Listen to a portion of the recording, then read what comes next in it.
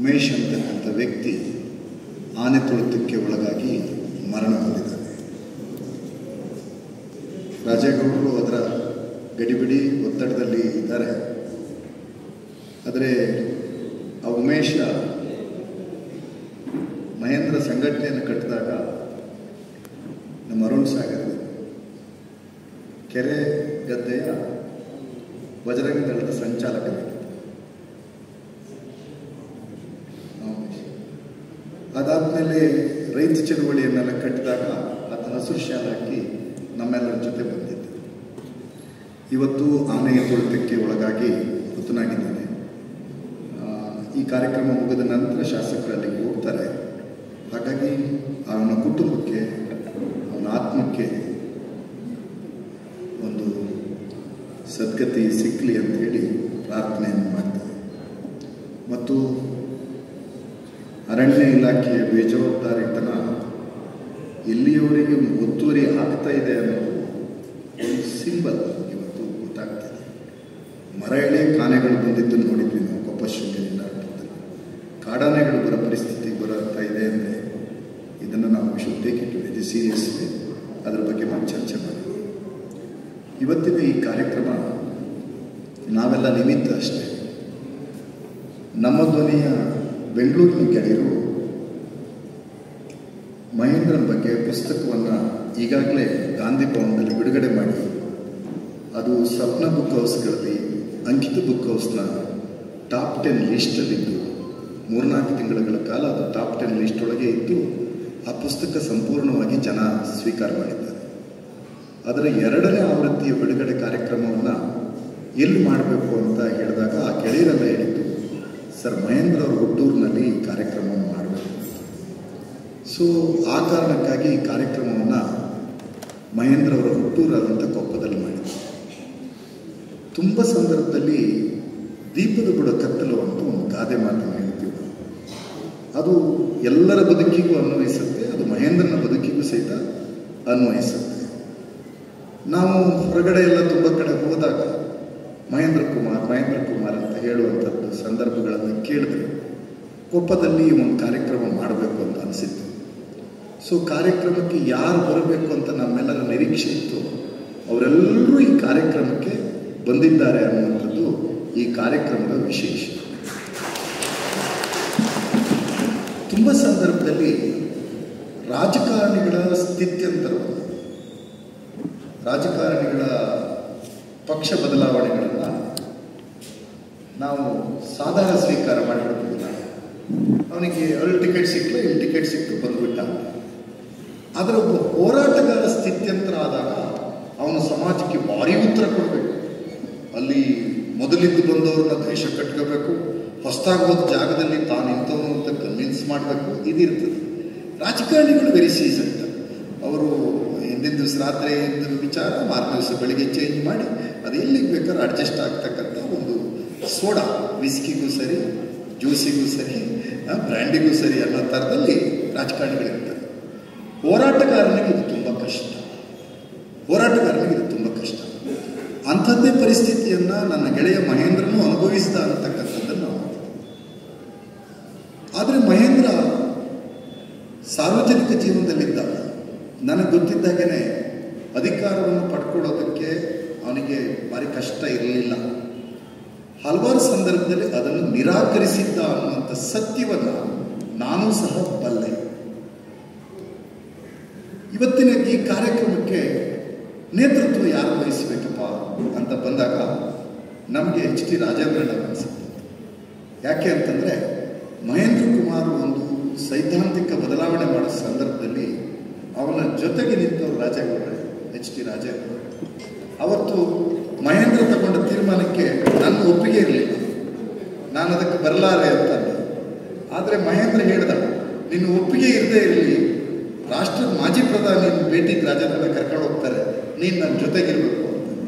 ನಾನು ರಾಜೇಂದ್ರನ ಅವತ್ತು ದೇವೇಗೌಡರು ಭೇಟಿಯಾಗಿ ಮಹೇಂದ್ರ ಒಂದು ಜನತಾ ಪರಿವಾರಕ್ಕೆ ಹೋಗ್ತಕ್ಕಂಥ ಪರಿಸ್ಥಿತಿ ಮಾಡಿ ವಾಪಸ್ ಬಂದಾಗ ನಾನು ಮಹೇಂದ್ರಗೆ ಹೇಳಿದೆ, ನೀನು ಅಲ್ಲಿ ಭಾರಿ ದಿವಸ ಬಾಳಿಕೆ ಬರೋಕ್ಕೆ ಸಾಧ್ಯ ಇಲ್ಲ, ಮಾತ್ರ ಪರಿಸ್ಥಿತಿ ಬೇರೆ ಥರ ಇರುತ್ತೆ ಅಂತ.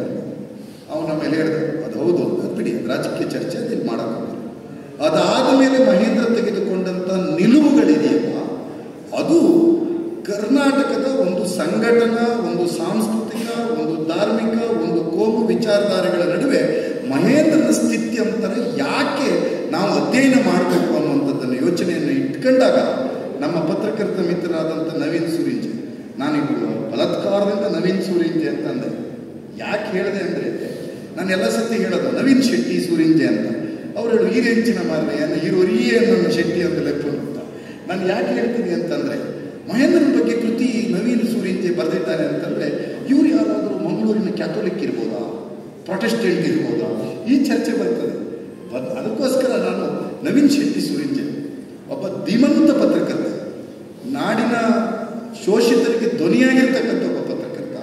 ಇಡೀ ಮಹೇಂದ್ರ ಕುಮಾರ್ ಅವರ ಮಾತಾಡಿರ್ತಕ್ಕಂಥ ಮಾತುಗಳು, ಅವನು ಬರೆದಿರ್ತಕ್ಕಂಥ ಟಿಪ್ಪಣಿಗಳನ್ನು ಸಂಪೂರ್ಣವಾಗಿ ಸಂಶೋಧಿಸಿ ಒಂದು ವಿದ್ವತ್ಪೂರ್ಣವಾದಂಥ ಕೃತಿಯನ್ನು ನವೀನ್ ಸೂರಿಂಜೆ ಅವರು ತಂದಿದ್ದಾರೆ. ಅದು ನಮ್ಮೂರಲ್ಲಿ ತುಂಬ ಜನಕ್ಕೆ ತಲುಪಿಲ್ಲ. ಸುಮಾರು ಜನ ಪುಸ್ತಕ ಹೆಂಗೆ ಓದೋದಂದರೆ, ನಮ್ಮ ಟೇಬಲ್ ಮೇಲೆ ಇಟ್ಟಿರ್ತೀನಲ್ಲ, ಇದು ನನ್ನೊಂದಿದ್ರೆ ಕೊಡಿ ಅಂತ ಸುಮಾರಿಸುತ್ತೆ. ಇಲ್ಲ, ನನ್ನ ಹತ್ರ ಒಂದೇ ಇರೋದಿದೆ, ನನ್ನ ಹತ್ರ ಇದೆ ಅಂತ ಹೇಳ್ತೀನಿ. ನನ್ನ ಉದ್ದೇಶ ಏನಿತ್ತು ಅಂದರೆ, ಬೇರೆಯವರು ಓದಬೇಕು. ಇಲ್ಲಿಗ ಸ್ವಾಗತವನ್ನು ಮಾಡಿದ ನಯನ, ವೈಚಾರಿಕವಾಗಿ ನಾನು ಮಹೇಂದ್ರ ಕುಮಾರ್, ನಯನ ಅಥವಾ ನಮ್ಮ ಅದ್ದಳ ಸತೀಶ, ನಾವೆಲ್ಲ ಒಟ್ಟಿಗೆ ಆ ರಸ್ತೆ ಮೇಲೆ ಬಿದ್ದು ಮಲಗಿ ಎಲ್ಲ ಸಂಘಟನೆಯನ್ನು ಕಟ್ಟಿದ್ವಿ. ನಾವುಗಳು ಬೇರೆ ಬೇರೆಯಾದಂಥ ಬದಲಾವಣೆಗಳನ್ನು ರಾಜಕೀಯವಾಗಿ ತಗೊಂಡು ನಯನ ಅಲ್ಲೇ ಇದ್ರೂ ಸಹಿತ ನಾವು ನಯನ ದ್ವೇಷ ಮಾಡ್ಕೊಳ್ಳಿ. ನೀವು ಹಿಂಗೆ ಮಾತಾಡಿದ್ದು ಅದು ಇದು ಎಲ್ಲ ಒಂದು ಕುತ್ಕೊಂಡು ಚರ್ಚೆ ಮಾಡ್ತಿದ್ದು ಬಿಟ್ಟರೆ ದ್ವೇಷವನ್ನು ಬೆಳೆಸ್ಕೊಳ್ಳಿ. ನಮ್ಮ ಸೋಮನಕುಡಿಗೆ ಸುಬ್ರಹ್ಮಣ್ಯ ಬಂದಿದೆ, ನಮ್ಮ ಚೇಪೂರ ಶಿವಶಂಕರ ಬಂದಿದೆ. ಅವ್ರ ಮನೆಯಲ್ಲಿ ಅವರು ದೊಡ್ಡ RSS ನಿಷ್ಠಾವಂತರು, ಏನು ತಕರಾರೇ ಇಲ್ಲ. ಅವ್ರ ಮನೆಯಲ್ಲಿ ಡಾಕ್ಟರ್ ಗೊಳವಲ್ಕರ್, ಡಾಕ್ಟರ್ ಹೆಡ್ಗೇವಾರ್ ಮತ್ತು ಗೊಳವಲ್ಕರ್ ಫೋಟೋನೇ ಇಟ್ಟಿದ್ದಾರೆ. ಆದರೆ ಅವರು ಒಂದು ಯಾವಾಗಲೂ ಹೇಳೋದಂತೆ, ಅವ್ರ ಮನೇಲಿ ಕೇಳಿದಾಗ ಏನು ಅಂತ, ಅದು ಒಂದು ಸಮಸ್ಯೆ ಇದೆ ನಮ್ಮ ಅಪ್ಪಂದು ಅಂತ ಅವ್ರ ಮಗಳು ಹೇಳೋದು. ಏನು ಅಂತ, ಅಲ್ಲಿಗೆ ಅವ್ರಿಗೊಬ್ಬ ದತ್ತು ಮಗ ಇದ್ದಾಗ ಒಬ್ಬ ಇದ್ದಾನೆ, ಅವ್ರು ಯಾವ ಫೋಟೋ ಇಟ್ಕೊಂಡಿದ್ರು ಅವ್ನು ಸುಧೀರ್ ಎಲ್ಲಿ ಇರ್ತಾರೋ ಅಲ್ಲಿಗೆ ಹೋಗ್ಬಿಡ್ತಾರೆ. ಅದು ಒಂದು ವೈಯಕ್ತಿಕವಾದಂಥ ಬಂಧುತ್ವಗಳು, ಈ ವೈಚಾರಿಕ ನೆಲೆಗಳು, ನಮ್ಮ ಸೈದ್ಧಾಂತಿಕ ಸಂಗತಿಗಳು ಎಲ್ಲವನ್ನು ಮೀರಿ ಒಂದು ವೈಯಕ್ತಿಕ ಬಂಧುತ್ವಗಳು ಇರಬೇಕು ಅನ್ನುವಂಥದ್ದನ್ನು ನಾವೆಲ್ಲರೂ ಪ್ರತಿಪಾದಿಸ್ತಿದ್ದೀವಿ. ಹಾಗಾಗಿ ಆ ಎಲ್ಲ ಗೆಳೆಯರು ಸಹಿತ ಮುಕ್ತವಾಗಿ ಬಂದಿದ್ದಾರೆ. ನಮ್ಮ KY ರಮೇಶ್, ಯಾವ ಪಕ್ಷದಲ್ಲಾರು ಇರಲಿ, ನನ್ನ ಹೆಸರು ನಾನು ಬರ್ತೀನಿ ಕಾರ್ಯಕ್ರಮಕ್ಕೆ. ಇದು ಒಬ್ಬ ವ್ಯಕ್ತಿಯ ಗೆಳೆತನದ ಮೇಲೆ ಇರ್ತಕ್ಕಂಥ ಒಂದು ವಿಶ್ವಾಸ. ಇವತ್ತು ಮಹೇಂದ್ರ ಪುಸ್ತಕ ಓದಿದಾಗ ಗೊತ್ತಾಗುತ್ತೆ, ಸಂಘಟನಾತ್ಮಕವಾದ ನಿಲುವುಗಳಲ್ಲಿ ಆತ ಏನೇನು ಮಾಡಿದ್ದಾನೆ, ಅದ್ರ ಹಿಂದ್ಗಡೆ ಇರ್ತಕ್ಕಂಥ ಒಂದು ಸಂಘಟನಾತ್ಮಕವಾದ ಪ್ರೆಷರ್ ಏನು, ಅವನದನ್ನು ಮಾಡಬೇಕಾದಂಥ ಉದ್ದೇಶಗಳೇನಿದೆ, ಅವೆಲ್ಲವನ್ನು ಅದರಲ್ಲಿ ನಿರೂಪಣೆ ಮಾಡಿದ್ದಾರೆ. ಯಾವ ರೀತಿಯಾದಂಥ ಒಲವು ನಿಲುವುಗಳು ಅಂತಂದರೆ, ವಿಠಲ ಹೆಗಡೆ ಎದುರುಗಡೆ ಬಂದು ಕೂತಿದ್ದಾರೆ. ವಿಠಲ ಹೆಗಡೆ ಅವ್ರದ್ದು ಮಹೇಂದ್ರ ಕುಮಾರ್ ಅವ್ರದ್ದು ಕುಸ್ತಿ ಆದಾಗ, ಮೇಧಾ ಪಾಟ್ಕರ್ ಬಂದ ಕುಸ್ತಿ ಆದಾಗ, ಆ ಗ್ರಾಚಾರಕ್ಕೆ ಶೃಂಗೇರಿ ಅವಾಗಲೇ ಟಾಕೀಸ್ ಮುಚ್ಚೋ ಟೈಮ್, ಅವಾಗ ಒಂದು ಸಿನಿಮಾ ಬಂದ್ಬಿಟ್ಟಿತ್ತು, ಲಾ ಆ್ಯಂಡ್ ಆರ್ಡರ್ ಅಂತ ಸಿನಿಮಾ. ಒಂದು ಕಡೆ ವಿಠಲ ಹೆಗಡೆ ತಂಡ, ಒಂದು ಕಡೆ ಮಹೇಂದ್ರ ಕುಮಾರ್ ತಂಡ, ಮಧ್ಯದಲ್ಲಿ ವಿನಾಯಕ ಚಿತ್ರಮಂದಿರದವ್ರದ್ದು ಪೋಸ್ಟ್ ಲಾ ಆ್ಯಂಡ್ ಆರ್ಡರ್ ಅಂತ ಸಿನಿಮಾ. ಸೊ ಇವೆಲ್ಲ ನಾನು ಆ ಫೋಟೋಗಳನ್ನೆಲ್ಲ ಈಗಲೂ ಇಟ್ಕೊಳ್ತಿದ್ದೀನಿ, ನಾನು ನೋಡ್ತೀನಿ ಇದೇನಿದು, ಈ ಎಲ್ಲ ಏನನ್ನ ಸಿಂಬಲೈಸ್ ಮಾಡ್ತಾ ಇದ್ದಾವೆ ಅನ್ನುವಂಥದ್ದನ್ನು ಯೋಚನೆ. ಸೊ ಈಗ ನಾನು ಮತ್ತು ನಯನ ಯೋಚನೆ ಮಾಡಿದ್ವಿ, ನಮ್ಮ ವಿಚಾರಗಳು ಬೇರೆ ಬೇರೆ ಇರಲಿ, ನಾವು ಆಗಾಗ ಎಲ್ಲರೂ ಒಂದು ಕಡೆ ಕೂತ್ಕೋಬೇಕು. ನಿಮ್ಮನ್ನು ನಾನು ಬಾಯಿ ತುಂಬ ಬೈಬೇಕು, ನಮ್ಮನ್ನು ನೀವು ಬಾಯಿ ತುಂಬ ಬೈಬೇಕು, ಆಮೇಲೆ ಒಟ್ಟಿಗೆ ಕಾಫಿ ಕುಡಿದು ಒಟ್ಟಿಗೆ ವಾಪಸ್ ಹೋಗ್ಬೇಕು. ಈ ರೀತಿಯಾದ ಪರಿಸ್ಥಿತಿಯನ್ನು ಇಟ್ಕೊಳ್ತಕ್ಕಂಥ ಸಂದರ್ಭವನ್ನು ಸಮಾಜದಲ್ಲಿ ನಿರ್ಮಾಣ ಮಾಡಬೇಕು ಅನ್ನುವಂಥದ್ದು ನಮ್ಮೆಲ್ಲರ ಉದ್ದೇಶ ಇದೆಯೇ ಹೊರತು ನಯನ ಅವರು ಬಂದ ಕೂಡಲೇ ಅಯ್ಯೋ ನಯನ ಸುಧೀರ ಭಾರಿ ದೋಸ್ತಿ ಚೂರು ನಯನ ನಾಳೆಯಿಂದ ಶಿಫ್ಟ್ ಅಂತ ಅವ್ರು ಪಾಪ ಅವ್ರಿಗೆ ಒಳ್ಳೇದಾಗಲಿ. ಅವರು ಸಹಕಾರ ಭಾರತೀಯ ನಿನ್ನೆ ಜಿಲ್ಲಾ ಸುಧಾಕ ಜೋರ್ನಗರ ಸಹಕಾರ ಭಾರತೀಯ ಜಿಲ್ಲಾ ಸಂಚಾಲಕಕ್ಕೆ ನಿನ್ನೆ ಆಯ್ಕೆ ಆಗಿದೆ. ನಾವೇನು ಕೆಲಸ ಮಾಡುವ ಒಂದು ನಿಮ್ಗೆ ಅದು ಆಯ್ಕೆ ಆಯ್ತಾ ಶುಭವಾಗಿದೆ ಅಂತ ಇಷ್ಟನ್ನು ನಾವು ಹೇಳ್ತಾ ಮುಂದುವರಿಬೇಕಾಗ್ತಕ್ಕಂಥ ಪರಿಸ್ಥಿತಿ ಒಳಗಡೆ ನಮಗೆ ಭಾರಿ ಖುಷಿಯಾಗಿರ್ತಕ್ಕಂಥ ಸಂಗತಿ ಏನು ಅಂದರೆ ರಾಜೇಗೌಡರು, ನಾನು ಸುಮ್ಮನೆ ಅವರಿಗೆ ಆಪ್ತರಾದ್ರಿಂದ ಹೇಳ್ತೀನಿ, ಮತ್ತು ನಾಳೆ ರಾಜೇಗೌಡರಿಗೆ ಅದನ್ನು ಪುನರಕ್ಕೆ ಹೇಳ್ಬೋದು. ರಾಜೇಗೌಡರಿಗೆ ನಾನು ಚೂರು ಹೇಳ್ತೀನಿ, ಅವರಿಗೆ ಜನರನ್ನು ಹಂಗೆ ಬಟ್ಟಿಸೋದು ಬಿಟ್ಟು ಬರೋಕ್ಕಾಗಲ್ಲ, ಎಲ್ಲರೂ ಜನ ಕಂಡು ಅದಕ್ಕೆ ಸ್ವಲ್ಪ ಲೇಟ್ ರಾಜೇಗೌಡರು. ಆದರೆ ಮಹೇಂದ್ರ ಕುಮಾರ್ ಮೇಲಿನ ಪ್ರೀತಿ ಅವರಿಗೆ ಹೆಂಗಿದೆ ಅಂದರೆ 3 ಗಂಟೆ 28 ನಿಮಿಷಕ್ಕೆ ಇವತ್ತು ಸಭಾಂಗಣದ ಹತ್ರಕ್ಕೆ ರಾಜೇಗೌಡರು ಬಂದಿದ್ದಾರೆ. ಅದು ಪ್ರೀತಿ. ಅದಾದಮೇಲೆ ಇಬ್ಬರು ನಾವು ಪ್ರಕಾಶನ ಸಂಸ್ಥೆಗಳನ್ನು ಮಾಡಿದ್ವಿ. ಎಲ್ಲವೂ ಇವತ್ತು ಉದ್ಯಮ ಆಗಿದ್ರೆ ಒಂದು ಪ್ರಕಾಶನ ಸಂಸ್ಥೆಯನ್ನು ಕಟ್ಟಿದ್ದು ಜನರಿಗೆ ವಿಚಾರಗಳನ್ನು ತಲುಪಿಸಲಿಕ್ಕಾಗಿ ಎನ್ನುವ ಬದ್ಧತೆಗಳನ್ನು ಇಟ್ಟುಕೊಂಡಿರ್ತಕ್ಕಂಥ ನಾಡಿನ ಕೆಲವು ಪ್ರಕಾಶನ ಸಂಸ್ಥೆಗಳಲ್ಲಿ ಅದು ಅಹರ್ನಿಶಿ ಪ್ರಕಾಶನ ಮತ್ತು ಗದಗದ ಲಡಾಯಿ ಪ್ರಕಾಶನ ಅನ್ನುವಂಥದ್ದನ್ನು ಈ ಸಂದರ್ಭದಲ್ಲಿ ಎದುರುಗಡೆ ಅವರ ಪ್ರಕಾಶನ ಸಂಸ್ಥೆಯ ಪುಸ್ತಕಗಳಿದ್ದಾವೆ. ಅವರು ಏನೇನು ಕೆಲಸ ಮಾಡ್ತಿದ್ದಾರೆ ಸಮಾಜದ ನಡುವೆ ಏನೇನು ಅನ್ನುವಂಥದ್ದೆಲ್ಲ ಸಂಗತಿಗಳು ಸಹಿತ ಅವರ ಪುಸ್ತಕಗಳ ಮುಖೇನ ಗೊತ್ತಾಗ್ತದೆ ಅಂತ ಹೇಳ್ತಾರೆ. ಎತ್ತಡ ಮಾಮರ ಎತ್ತಿನ ಇದೆಲ್ಲ ಹೇಳ್ತಾರಲ್ಲ, ಹಾಗೆ ಈ ಗದಗದ ಲಡಾಯಿ ಪ್ರಕಾಶನೆಯಲ್ಲಿ ಕೊಪ್ಪ ಇದೆ. ಆದರೆ ನಮ್ಮ ಜೊತೆ ಇಲ್ಲದೆ ಇರ್ತಕ್ಕಂಥ ಮಹೇಂದ್ರ ಕೊಪ್ಪಕ್ಕೆ ನಮ್ಮ ಬಸವ ಸುಳಿಬಾವಿ ಅವರನ್ನ ಬರೋ ಹಾಗೆ ಮಾಡಿರ್ತಕ್ಕಂಥದ್ದು ಇದೆಯಲ್ಲ, ಅದು ಒಂದು ಅಕ್ಷರ ಮೈತ್ರಿ, ಅದು ಒಂದು ರೀತಿಯ ಹೀಗೆಲ್ಲ ಆದಮೇಲೆ ನಾವು ಈ ಪುಸ್ತಕ ಬಿಡುಗಡೆಗೆ ಬರಬೇಕು. ಒಂದು ವಿದ್ವತ್ಪೂರ್ಣ ಮಾತನ್ನು ನಮ್ಮ ಊರಿನ ಜನ ಕೇಳಬೇಕು. ಎಲ್ಲರೂ ನಮ್ಮ ಕೆಲವು ಗೆಳೆಯರೆಲ್ಲ ಹೇಳಿದ್ರು, ನಿನ್ನೆ ಪೊಲೀಸ್ನವರಿಗೆ ಆತಂಕ ಪುರುಷೋತ್ತಮ ಬಿಳಿಮಲೆಯವರು, ಸರ್ ಪ್ರೊಟೆಕ್ಷನ್ ಜಾಸ್ತಿ ಬೇಕು, ಅರ್ಜಿ ಕೊಡ್ಬೇಕು ನೀವು ಅಂತ. ನಾನು ಹೇಳಿದೆ ಹಾಗೆಲ್ಲ ನಮಗೇನು ಭಯ ಇಲ್ಲ, ಮತ್ತು ಅವರಿಗೆ ಈಗ ಸರ್ಕಾರ ಶಿಷ್ಟಾಚಾರದ ಪ್ರಕಾರ ಪ್ರೊಟೆಕ್ಷನ್ ತಗೊಳ್ಳದಿದ್ರು ನಂಗೆ ಅದೇನು ಪ್ರೊಟೆಕ್ಷನ್ ಬೇಡ ಅಂತ ಅಲ್ಲಲ್ಲಿ ಗೋಳಿ ಬಜೆ ಕಾಫಿ ಕುಡ್ಕೊಂಡು ಆರಾಮಾಗಿ ಅವ್ರು ಬರ್ತಾರೆ. ಮತ್ತು ಅವರು ಅಕಸ್ಮಾತ್ ಆ ರೀತಿಯಾದಂಥ ದೌರ್ಜನ್ಯಗಳಿಗೆ ಬೆದರಿ ಅವ್ರು ಹೇಳುವ ಯಾವುದಾದ್ರು ವಿಚಾರವನ್ನು ಹೇಳದೆ ಕೂರುವ ಮನುಷ್ಯನೂ ಅವರಲ್ಲ. ಆದರೆ ಎಷ್ಟು ರಕ್ಷಣೆ ಕೊಟ್ಟರು ಒಬ್ಬ ವ್ಯಕ್ತಿಯನ್ನು ಮುಗಿಸಬೇಕು, ಕೊಲ್ಲಬೇಕು ಅಂತ ಇದ್ರೆ ಆ ರಕ್ಷಣೆಯ ಗೋಡೆಗಳನ್ನು ಭೇದಿಸ್ತಕ್ಕಂಥದ್ದು ಸಾಧ್ಯತೆ ಇದೆ. ಅದನ್ನು ಯಾವ ಕಾವ್ಯದಲ್ಲಿ ಅವರೇ ಹೇಳಬೇಕು, ಹರ ಕೊಲ್ಲಲು ನರಕಾಯುವನೆ ಅಂತ ಹೇಳಿದ್ರು. ದೇವರೇ ನಿಮ್ಮನ್ನು ಕೊಲ್ಲಬೇಕು ನಿರ್ಧಾರ ಮಾಡಿದ್ರೆ ಅದನ್ನು ಯಾರು ರಕ್ಷಣೆ ಮಾಡಲಿಕ್ಕೆ ಸಾಧ್ಯ ಇಲ್ಲ. ಆದರೆ ಪುರುಷೋತ್ತಮ ಬಿಳಿಮಲೆ ಅವರು ಕೊಪ್ಪಕ್ಕೆ ಅವರ ಅಧ್ಯಯನ ಕೆಲಸಕ್ಕಾಗಿ ಬಂದವರು ಗೋವಿಂದೇಗೌಡರು ಮನೆಗೆ ಭೇಟಿ ಕೊಟ್ಟವರು ಅಂತ ಹಿಂದೆ. ಆದರೆ ಅವರಿಗೆ ಸ್ವಲ್ಪ ದೇಹಾರೋಗ್ಯದ ಸಮಸ್ಯೆ ಇದ್ದರೂ ಸಹಿತ ಅವರು ತುಂಬ ಪ್ರೀತಿಯಿಂದ ನಿನ್ನೆ ದಿನವೇ ಈ ಕಾರ್ಯಕ್ರಮಕ್ಕೆ ಬಂದು ಬೆಳಗ್ಗೆ ಪ್ರಥಮ ದರ್ಜೆ ಕಾಲೇಜಿನಲ್ಲಿ ನಮ್ಮ ವಿದ್ಯಾರ್ಥಿಗಳ ಜೊತೆ ಮಾತಾಡಿ ಸಂವಾದ ಮಾಡಿ ಇವತ್ತಿನ ಈ ಕಾರ್ಯಕ್ರಮಕ್ಕೆ ಬಂದಿದ್ದಾರೆ. ಅವರೊಂಥರ ನಮ್ಮೂರ್ನು ಮಲ್ನಾಡವರು. ಅವರ ಹತ್ರ ನಿನ್ನೆ ಚರ್ಚೆ ಮಾಡಿದ್ದೆಲ್ಲ ಮಲ್ನಾಡಿನ ವಿಚಾರನೇ ಚರ್ಚೆ ಮಾಡಿದ್ದು, ಮಲ್ನಾಡಿನ ಬಗ್ಗೆ ಏನು ಮಾಡಬೇಕು, ಕರಾವಳಿ ಬಗ್ಗೆ ಏನು ಮಾಡಬೇಕು ಅಂತ. ಹಾಗಾಗಿ ಪುರುಷೋತ್ತಮ ಬಿಳಿಮಲೆ ಸರ್ ಅವರು ಈ ಕಾರ್ಯಕ್ರಮಕ್ಕೆ ಆ ಉದ್ದೇಶಕ್ಕಾಗಿ ಬಂದಿದ್ದಾರೆ. ಅಕ್ಷತೆಗೂ ಒಂದು ತಲೆ ಬಿಸಿ ನಿನ್ನೆ ಸಾಯಂಕಾಲ. ಅದೇನು ಅಂದರೆ ಪುರುಷೋತ್ತಮ ಬಿಳಿಮಲೆ ಅವತ್ತು ನೀವು ಲಾಸ್ಟಿಗೆ ಭಾಷಣ ಮಾಡಿಸಿದ್ರೆ ಜನ ಕೇಳೋಕ್ಕಿರ್ತಾರ ಅಂತ ಹೇಳಿದ್ದಾರೆ. ಇಲ್ಲ, ಪುರುಷೋತ್ತಮ ಬಿಳಿಮಲೆಯವ್ರ ಮಾತನ್ನು ಕೇಳೋಕ್ಕಂತಲೇ ಜನ ಬರ್ತಾರೆ, ಆ ಮಾತನ್ನು ಕೇಳಬೇಕು ಅಂತಲೇ ಇದ್ದಾರೆ. ನೀವು ಯಾವುದೇ ಆತಂಕಕ್ಕೆ ಒಳಗಾಗಬೇಡಿ, ನೀವೆಲ್ಲ ಕಡಿಮೆ ಸಮಯ ಮಾತಾಡಿ ಸಮಯಕ್ಕೆ ಸರಿಯಾಗಿ ಮುಗಿಸೋ ಪ್ರಯತ್ನವನ್ನು ನಾವು ಮಾಡೋಣ ಅನ್ನೋಂಥದ್ದನ್ನು ಹೇಳಿದ್ರು. ಇನ್ನೊಬ್ಬರು ಕಿಲಾಡಿ ದೋಸ್ತಿ ನಮಗೆ ಯಾರು ಅಂತಂದರೆ ಈ ಮಂಗಳೂರಿನ MG ಹೆಗಡೆ.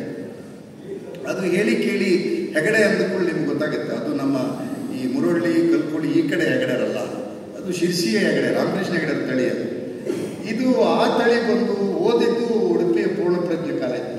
ಈ ಕಾಲೇಜಲ್ಲೆಲ್ಲ ಓದಿ ಎಲ್ಲ ಮಾಡಿ ಮಹೇಂದ್ರಿಗಿಂತ ಭಾರಿ ಒಳ್ಳೆಯದು. ನಾನು ಹೇಳೋದು ನಮ್ಮ ಹೆಗಡೆರ ಪೈಕಿಲು ಒಬ್ಬ ಪೆಟ್ಟಿಷ್ಟೇ ಹೆಗಡೆ ನಮಗೊಂದು ಬೇಕಿತ್ತು ಮಾರ್ರೆ, ಅದು ನಮ್ಮ MG ಹೆಗಡೆಯವರಲ್ಲಿ ನೋಡಿದ್ದೆ ಅನ್ನೋದು ಮಾಡಿ ಅವರು ತೆಗೆದುಕೊಂಡಂಥ ಒಂದು ವೈಚಾರಿಕ ಸ್ಥಿತ್ಯಂತರದ ಬಗ್ಗೆ ಒಂದು ಗಟ್ಟಿಯಾಗಿ ನಿರೂಪಣೆ ಮಾಡಿರ್ತಕ್ಕಂಥ ಅವರ ಆತ್ಮಕತೆ ಚಿಮಣಿ ಬೆಳೆದಿದೆ. ಅದನ್ನು ನಮ್ಮ ಅಹರ್ನಿಶಿ ಪ್ರಕಾಶನದವರು ಹೊರಗೆ ತಂದಿದ್ದಾರೆ. ಆ 2 ಕೃತಿಗಳು ಬಿಡುಗಡೆ ಆಗುವ ಕಾರ್ಯಕ್ರಮ. ಇವೆಲ್ಲ ಕಾರ್ಯಕ್ರಮದ ಜೊತೆಗೆ ನಮ್ಮ ಧ್ವನಿಯ ಎಲ್ಲ ಗೆಳೆಯರುಗಳು ಇಲ್ಲಿ ಕೂತ್ಕೊಂಡಿದ್ದಾರೆ. ಎಲ್ಲ ಹೊಸ ಮುಖಗಳವರೆಲ್ಲ ನಮ್ಮ ಜಗದೀಶ್ ಕೊಯ್ಲ ಮಂಗಳೂರಿನ ಸಂಚಾಲಕ, ಅವ್ರ ಊರಿಗೆ ಹೋಗ್ಬಿಟ್ರೆ ಸತೀಶ್ ಅವ್ರು ಪ್ರತಿ ವರ್ಷ ಶಾರದೋತ್ಸವ ಅಂತ ಮಾಡ್ತಾರೆ.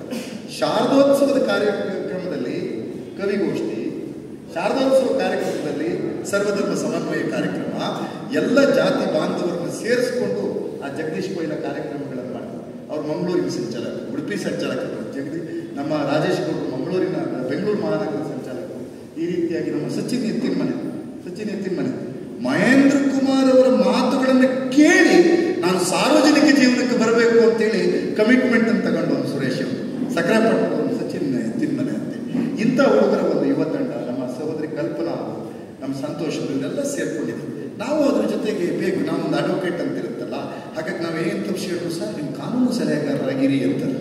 ಸರಿ ಅಂತ ಅವ್ರಿಗೆ ನಮಗೆ ತಿಳಿದು ಕಾನೂನು ಸಲಹೆ ಕೊಡೋದಷ್ಟೇ ನಮ್ಮ ಕೆಲಸ ಅವಲ್ಲ. ಭಾರಿ ಖುಷಿಯಾದ ಸಂಗತಿ ನಿಮ್ಮ ಎದುರುಗಡೆ ನಾನು ಹೇಳಬೇಕು.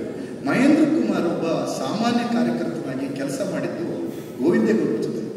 ಇವತ್ತು ಗೋವಿಂದೇಗೌಡರು ನಮ್ಮ ಜೊತೆ ಇಲ್ಲ, ಅವರ ವೃದ್ಧಾಪ್ಯದಿಂದ ಅವರು ನಮ್ಮನ್ನು ಅಗಲು ಹೋಗಿದ್ದಾರೆ.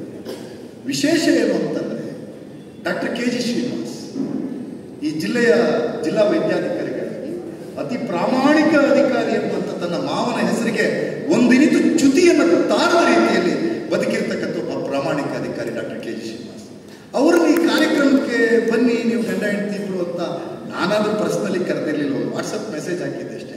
ಇಲ್ಲ ನನಗೆ ಮಹೇಂದ್ರ ಅಂದರೆ ಇಷ್ಟ, ಪುರುಷೋತ್ತಮ್ ಬೆಳಿಮಲೆ ಮಾತು ಕೇಳಬೇಕು, ಎಲ್ಲದಕ್ಕಿಂತ ನಮ್ಮ ಗೋವಿಂದೇಗೌಡರು ಮನೆಯ ಶಿಷ್ಯನಂಗಿದ್ದ ಅವನು, ನಾನು ಬರ್ತೀನಿ ಅಂತ ಬರೋದಿದೆಯಲ್ಲ ಅದು ಈ ಕಾರ್ಯಕ್ರಮದ ಘನತೆಯನ್ನು ಮತ್ತು ಗೌರವವನ್ನು ಹೆಚ್ಚಿಸಿದೆ. ಹಾಗಾಗಿ ಎಲ್ಲ ಗೆಳೆಯರು ಬಂದಿದ್ದರು. ಒಂದು 2 ಗಂಟೆಗಳ ಕಾಲ ಈ ಕಾರ್ಯಕ್ರಮ ನಡೆಯುತ್ತೆ. ನೋಡಿ ಇವರು ರಾಜೇಗೌಡರು ಪರವಾಗಿಲ್ಲ, ಅವ್ರ ಹೆಂಡತಿನೂ ಬಂದಿದ್ದಾರೆ ಹೇಳಿ ಅಂತ ನಮಗೊಂದು ಸ್ವಲ್ಪ ನಮ್ಮ ನೆರಮನೆ ಇದ್ದಂಗಲ್ಲ, ಹಂಗೆ ಗೋವಿಂದೇಗೌಡರ ಮಗಳು ಅಷ್ಟೇ. ಅವರು ಸಹ ಇಬ್ಬರೂ ಬಂದು ಯಾರೋ ಅವ್ರನ್ನೇನು ಪ್ರಶ್ನೆ ಮಾಡೋದಿಲ್ಲ, ನೀವು ಯಾಕೆ ಕಾರ್ಯಕ್ರಮಕ್ಕೆ ಹೋಗಿಲ್ಲ, ಯಾರೂ ಏನು ಕೇಳೋದಿಲ್ಲ ಅವರಿಗೆ ಹಿರಿತನಕ್ಕೆ. ಆದರೆ ಬರೋದಿದೆಯಲ್ಲ ಅದು ಭಾರಿ ಮುಖ್ಯವಾದಂಥದ್ದು. ಅದೇ ರೀತಿಯಾಗಿ ಬಿಡಿಯಾಗಿ ನಾನು ಯಾರ ಹೆಸರನ್ನು ನಾನು ಇಲ್ಲಿ ಪ್ರಸ್ತಾಪ ಮಾಡೋಕ್ಕೆ ಹೋಗೋದಿಲ್ಲ. ಆ ರೀತಿ ತುಂಬ ಜನ ಈ ನಡುವೆ ಕೂತಿದ್ದಾರೆ. ಈ ಎಲ್ಲ ಕಾರ್ಯಕ್ರಮಗಳು ಒಂದು ವೇಗವಾಗಿ ನಡ್ಕೊಂಡು ಹೋಗುತ್ತೆ. ಆ ರೀತಿ ವೇಗವಾಗಿ ನಡ್ಕೊಂಡು ಹೋಗೋಕ್ಕೆ ನಿಮ್ಮೆಲ್ಲರ ಸಹಕಾರ ಬೇಕು. ನಾನು ಇನ್ನಿಬ್ಬರು ಗೆಳೆಯರನ್ನ ಇಲ್ಲಿ ಹೇಳ್ಬೇಕು, ಅವ್ರನ್ನ ಮರೆತರೆ ಕಷ್ಟ ಆಗುತ್ತೆ. ನಮ್ಮ ನಿಸಾರ್ ನಾರ್ವೆ ಅವನು ಎಲ್ಲೂ ಕಾಣೋದೇ ಇಲ್ಲ, ನಾಟ್ ಆನ್ ದಿ ಸಿ, ಸ್ಟೇಜಲ್ಲಿ ಇರೋದಿಲ್ಲ, ಎಲ್ಲೂ ಇರೋದಿಲ್ಲ. ಅವ್ನು ನಮ್ಮ ಪ್ರಸನ್ನ ಶೆಟ್ಟಿ ಎಲ್ಲೂ ಕಾಣೋದಿಲ್ಲ. ಅವರಿಬ್ಬರು ಬಂದು ನಮ್ಮ ಹತ್ರ ಕಾರ್ಯಕ್ರಮ ಜೋಡಿಸೋದು ಕೂಡಲೇ ನಾಗೇಶಣ್ಣ ಇಬ್ಬರು ಕೇಳೋದೇನೆಂದರೆ ತಿಂಡಿ ಏನು ಮಾಡಬೇಕು ವ್ಯವಸ್ಥೆ ಅಂತ. ಮಾಡ್ತೀರಾ ನೀವೇ? ಮಾಡಿ ಅಂತ ನಮ್ಮ ಕೆಲಸ ಸುಲಭ ಮಾಡ್ಕೊಳ್ಳೋ. ಅವರು ಎಲ್ಲ ಕಾರ್ಯಕ್ರಮ ಆದಮೇಲೆ ಹೊರಗಡೆ ಬೈಲಲ್ಲಿ ಕೂತು ನಾನು ಒಂದು ಮಸಾಲ ದೋಸೆ, ಸ್ವೀಟು ಇವನ್ನೆಲ್ಲ ತಿನ್ನಬೇಕು ಅಲ್ಲ ಸುಧಕ್ಕ? ಸುಧಕ್ಕ ಪಾರ್ಟಿ ಬೇರೆ ಆದರೆ ನಾವು ನೀವು ಯಾವತ್ತರ ಜಗಳ ಮಾಡ್ಕೊಂಡಿದ್ದೇವೆ, ಯಾರೂ ಮಾಡಲ್ಲ. ಹಂಗಂತ ಸುಧಾಕರ್ ಮೇಲೆ ಅನುಮಾನ ಜಾಸ್ತಿ. ಈ ಸುಧೀರ ಕಂಡುಕೊಳ್ಳಿ ಇನ್ನು ನಮ್ಮ ಸುಧೀರ್ ಅಂತಾರೆ ಅವರು ಅಂತ. ಆದರೆ ಇದನ್ನೆಲ್ಲ ಮೀರಿ ನಮ್ಮ ಗೆಳೆಯರಾದಂಥ ದಯಾಕರ್, ಈ ರೀತಿ ನಾನು ಯಾರನ್ನ ಹೆಸರು ಬಿಟ್ಬಿಟ್ರೆ ತಪ್ಪಾಗುತ್ತೆ. ಆದರೆ ಇಲ್ಲಿ ಪರಿಚಯ ದೃಷ್ಟಿಯಿಂದ ನಾನು ಒಬ್ಬರನ್ನು ಹೇಳಲೇಬೇಕು. ಒಂದು ನಮ್ಮ ಬಾಸಾಪುರದ ಪುಟ್ಟಯ್ಯ, ಅದು ರಾಜೇಗೌಡರಿಗೆ ಲಿಂಕ್ ಇದೆ, ಅದಕ್ಕೆ ಬಾಸಾಪುರದ ಪುಟ್ಟಯ್ಯ ನಮ್ಮ ಕನ್ನಡ ಅಧ್ಯಯನ ಸಂಸ್ಥೆಯ ನಿರ್ದೇಶಕ. ಅವ್ರಿಗೆ ನೀನು ಸುಮ್ಮನೆ ವಾಟ್ಸಪ್ಪಲ್ಲಿ ಕಳಿಸ್ದೆ, ಅರೆ ಕೊಪ್ಪದಲ್ಲಿ ಹಿಂಗೆಲ್ಲ ಉಪನ್ಯಾಸ ಎಲ್ಲ ನಡೆಯುತ್ತಾ, ಪುಸ್ತಕ ಬಿಡುಗಡೆ ಕಾರ್ಯಕ್ರಮ ಎಲ್ಲ ನಡೆಯುತ್ತಾ ಅಂತವ್ರಿಗೆ ಒಂದು ಮಾತು. ಇಲ್ಲ ಸರ್, ಪುಸ್ತಕ ಬಿಡುಗಡೆ ಓದೋದು ಎಲ್ಲ ಇದೆ, ನೀವು ಬರಬೇಕು ಅಂತ ಹೇಳಿದ್ದಕ್ಕೆ ಅವರೆಲ್ಲರೂ ಸಹಿತ ಬಂದಿದ್ದಾರೆ. ಈ ಕಾರ್ಯಕ್ರಮವನ್ನು ನೀವೆಲ್ಲರೂ ಯಶಸ್ವಿಗೊಳಿಸ್ಕೊಡ್ಬೇಕು ಅಂತ ವಿನಂತಿಯನ್ನು ಮಾಡ್ತಾ, ನನಗೆ ಯಾರೋ ಹೇಳು ಒಂದು ಹೊರಗಡೆ ಫೋಟೋ ಇಡಿ ಮಹೇಂದ್ರ ಕುಮಾರಿಗೆಲ್ಲ ಹೂವು ಹಾಕೋಣ ಅಂತ. ನಾನು ಹೇಳಿದೆ, ಆ ಹೂವು ಹಾಕೋದು ಇದೆಲ್ಲ ಹಾಕೋದು ತುಂಬ ಯಾಂತ್ರಿಕತೆ, ತುಂಬ ನಾಟಕೀಯತೆ. ಕೆಲವರು ಆ ಹೂವು ಹಾಕೋತೆಗೆ ಕೈ ಮುಗಿದು ಭಯಭಕ್ತಿಯಿಂದ 5 ನಿಮಿಷ ನಿಂತಿದ್ದು ನೋಡಿದ್ರೆ ನಮಗೆ ಭಾರಿ ಆಶ್ಚರ್ಯ ಆಗುತ್ತೆ. ಅವ್ರು ಯಾಕೆ ಭಯಭಕ್ತಿಯಿಂದ ನಿಂತಿರೋದಂದರೆ ಅವ್ರದ್ದು ವಿಡಿಯೋ ರೆಕಾರ್ಡ್ ಆಗಬೇಕು. ಅವ್ರಿಗೆ ಹೆಂಗೆ ಗೊತ್ತಾಗ್ಬಿಡುತ್ತೆ, ಈ ಹೂವು ಹಾಕಿದ್ವಿ, ಕೈ ಮುಗಿದ್ವಿ, ವಿಡಿಯೋ ರೆಕಾರ್ಡ್ ಮುಗೀತು ಅಂತ. ಕೈ ಬಿಚ್ಚಿ ಈಚಿಗೆ ಬಂದು ಮತ್ತೆ ಅಡಿಕೆ ರೇಟ್ ಎಷ್ಟಾಯಿತು ಕೇಳ್ತಾರೆ. ನಮ್ಮ ಪ್ರಪಂಚ ನಾವೆಲ್ಲ ಬದುಕಿರೋದವಿ ಇದೇ ಥರ. ಆದರೆ ಮಹೇಂದ್ರ ಕುಮಾರ್ ನಮ್ಮ ತಾಲೂಕಿನದಾಗಿ ಅವನು, ನಾನು ಅದನ್ನು ಬರೀ ಕೇಳೋದಿಲ್ಲ. ನಾನು ಕರೋನಾದ ಸಂದರ್ಭದಲ್ಲಿ ಆತ ಮೃತನಾಗಿದೆ, ಬೇರೆ ಯಾವುದರ ಸಂದರ್ಭದಲ್ಲಿ ಅವನಿಗೆ ಅಂತಹ ಸಾವು ಸಂಭವಿಸಿದರೆ ಕೊಪ್ಪದ ಮಟ್ಟಿಗೆ ಇತಿಹಾಸ ಆಗುವಂಥ ರೀತಿಯಲ್ಲಿ ಯುವಕರು, ಅದು ಬೀದರ್ನಿಂದ ಹಿಡಿದು ಕಾಸರಗೋಡಿನವರೆಗೂ ಸಹಿತ ಕಾರ್ಯಕ್ರಮಕ್ಕೆ ಅವನನ್ನು ಅಂತಿಮ ದರ್ಶನಕ್ಕೆ ಬರುವ ಸಂಭವ ಇತ್ತು.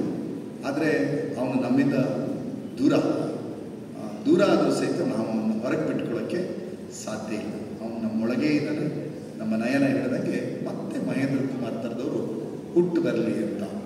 ಹಾಗಾಗಿ ವಿಕ್ರಮ್ ಗೌಡನ ಹತ್ಯೆ ಆದ ಕೂಡಲೇ ಎಲ್ಲರೂ ಮಾತಾಡಿದ್ದೇನು ಅಂದರೆ ನಕ್ಸಲ್ ಸತ್ತ ಅಂತ. ಒಂದು ಜೀವ ಹೋಯಿತು ಅಂತ ಯಾವ ನಮ್ಮ ಸಮಸ್ಯೆ ಇರೋದಿಲ್ಲ. ಅವನು ನಕ್ಸಲ್ ಸತ್ತ, ಒಂದು ಜೀವ ಹೋಯಿತು. ಯಾಕೆ ನಾವು ಯೋಚನೆ ಮಾಡಲಿಲ್ಲ?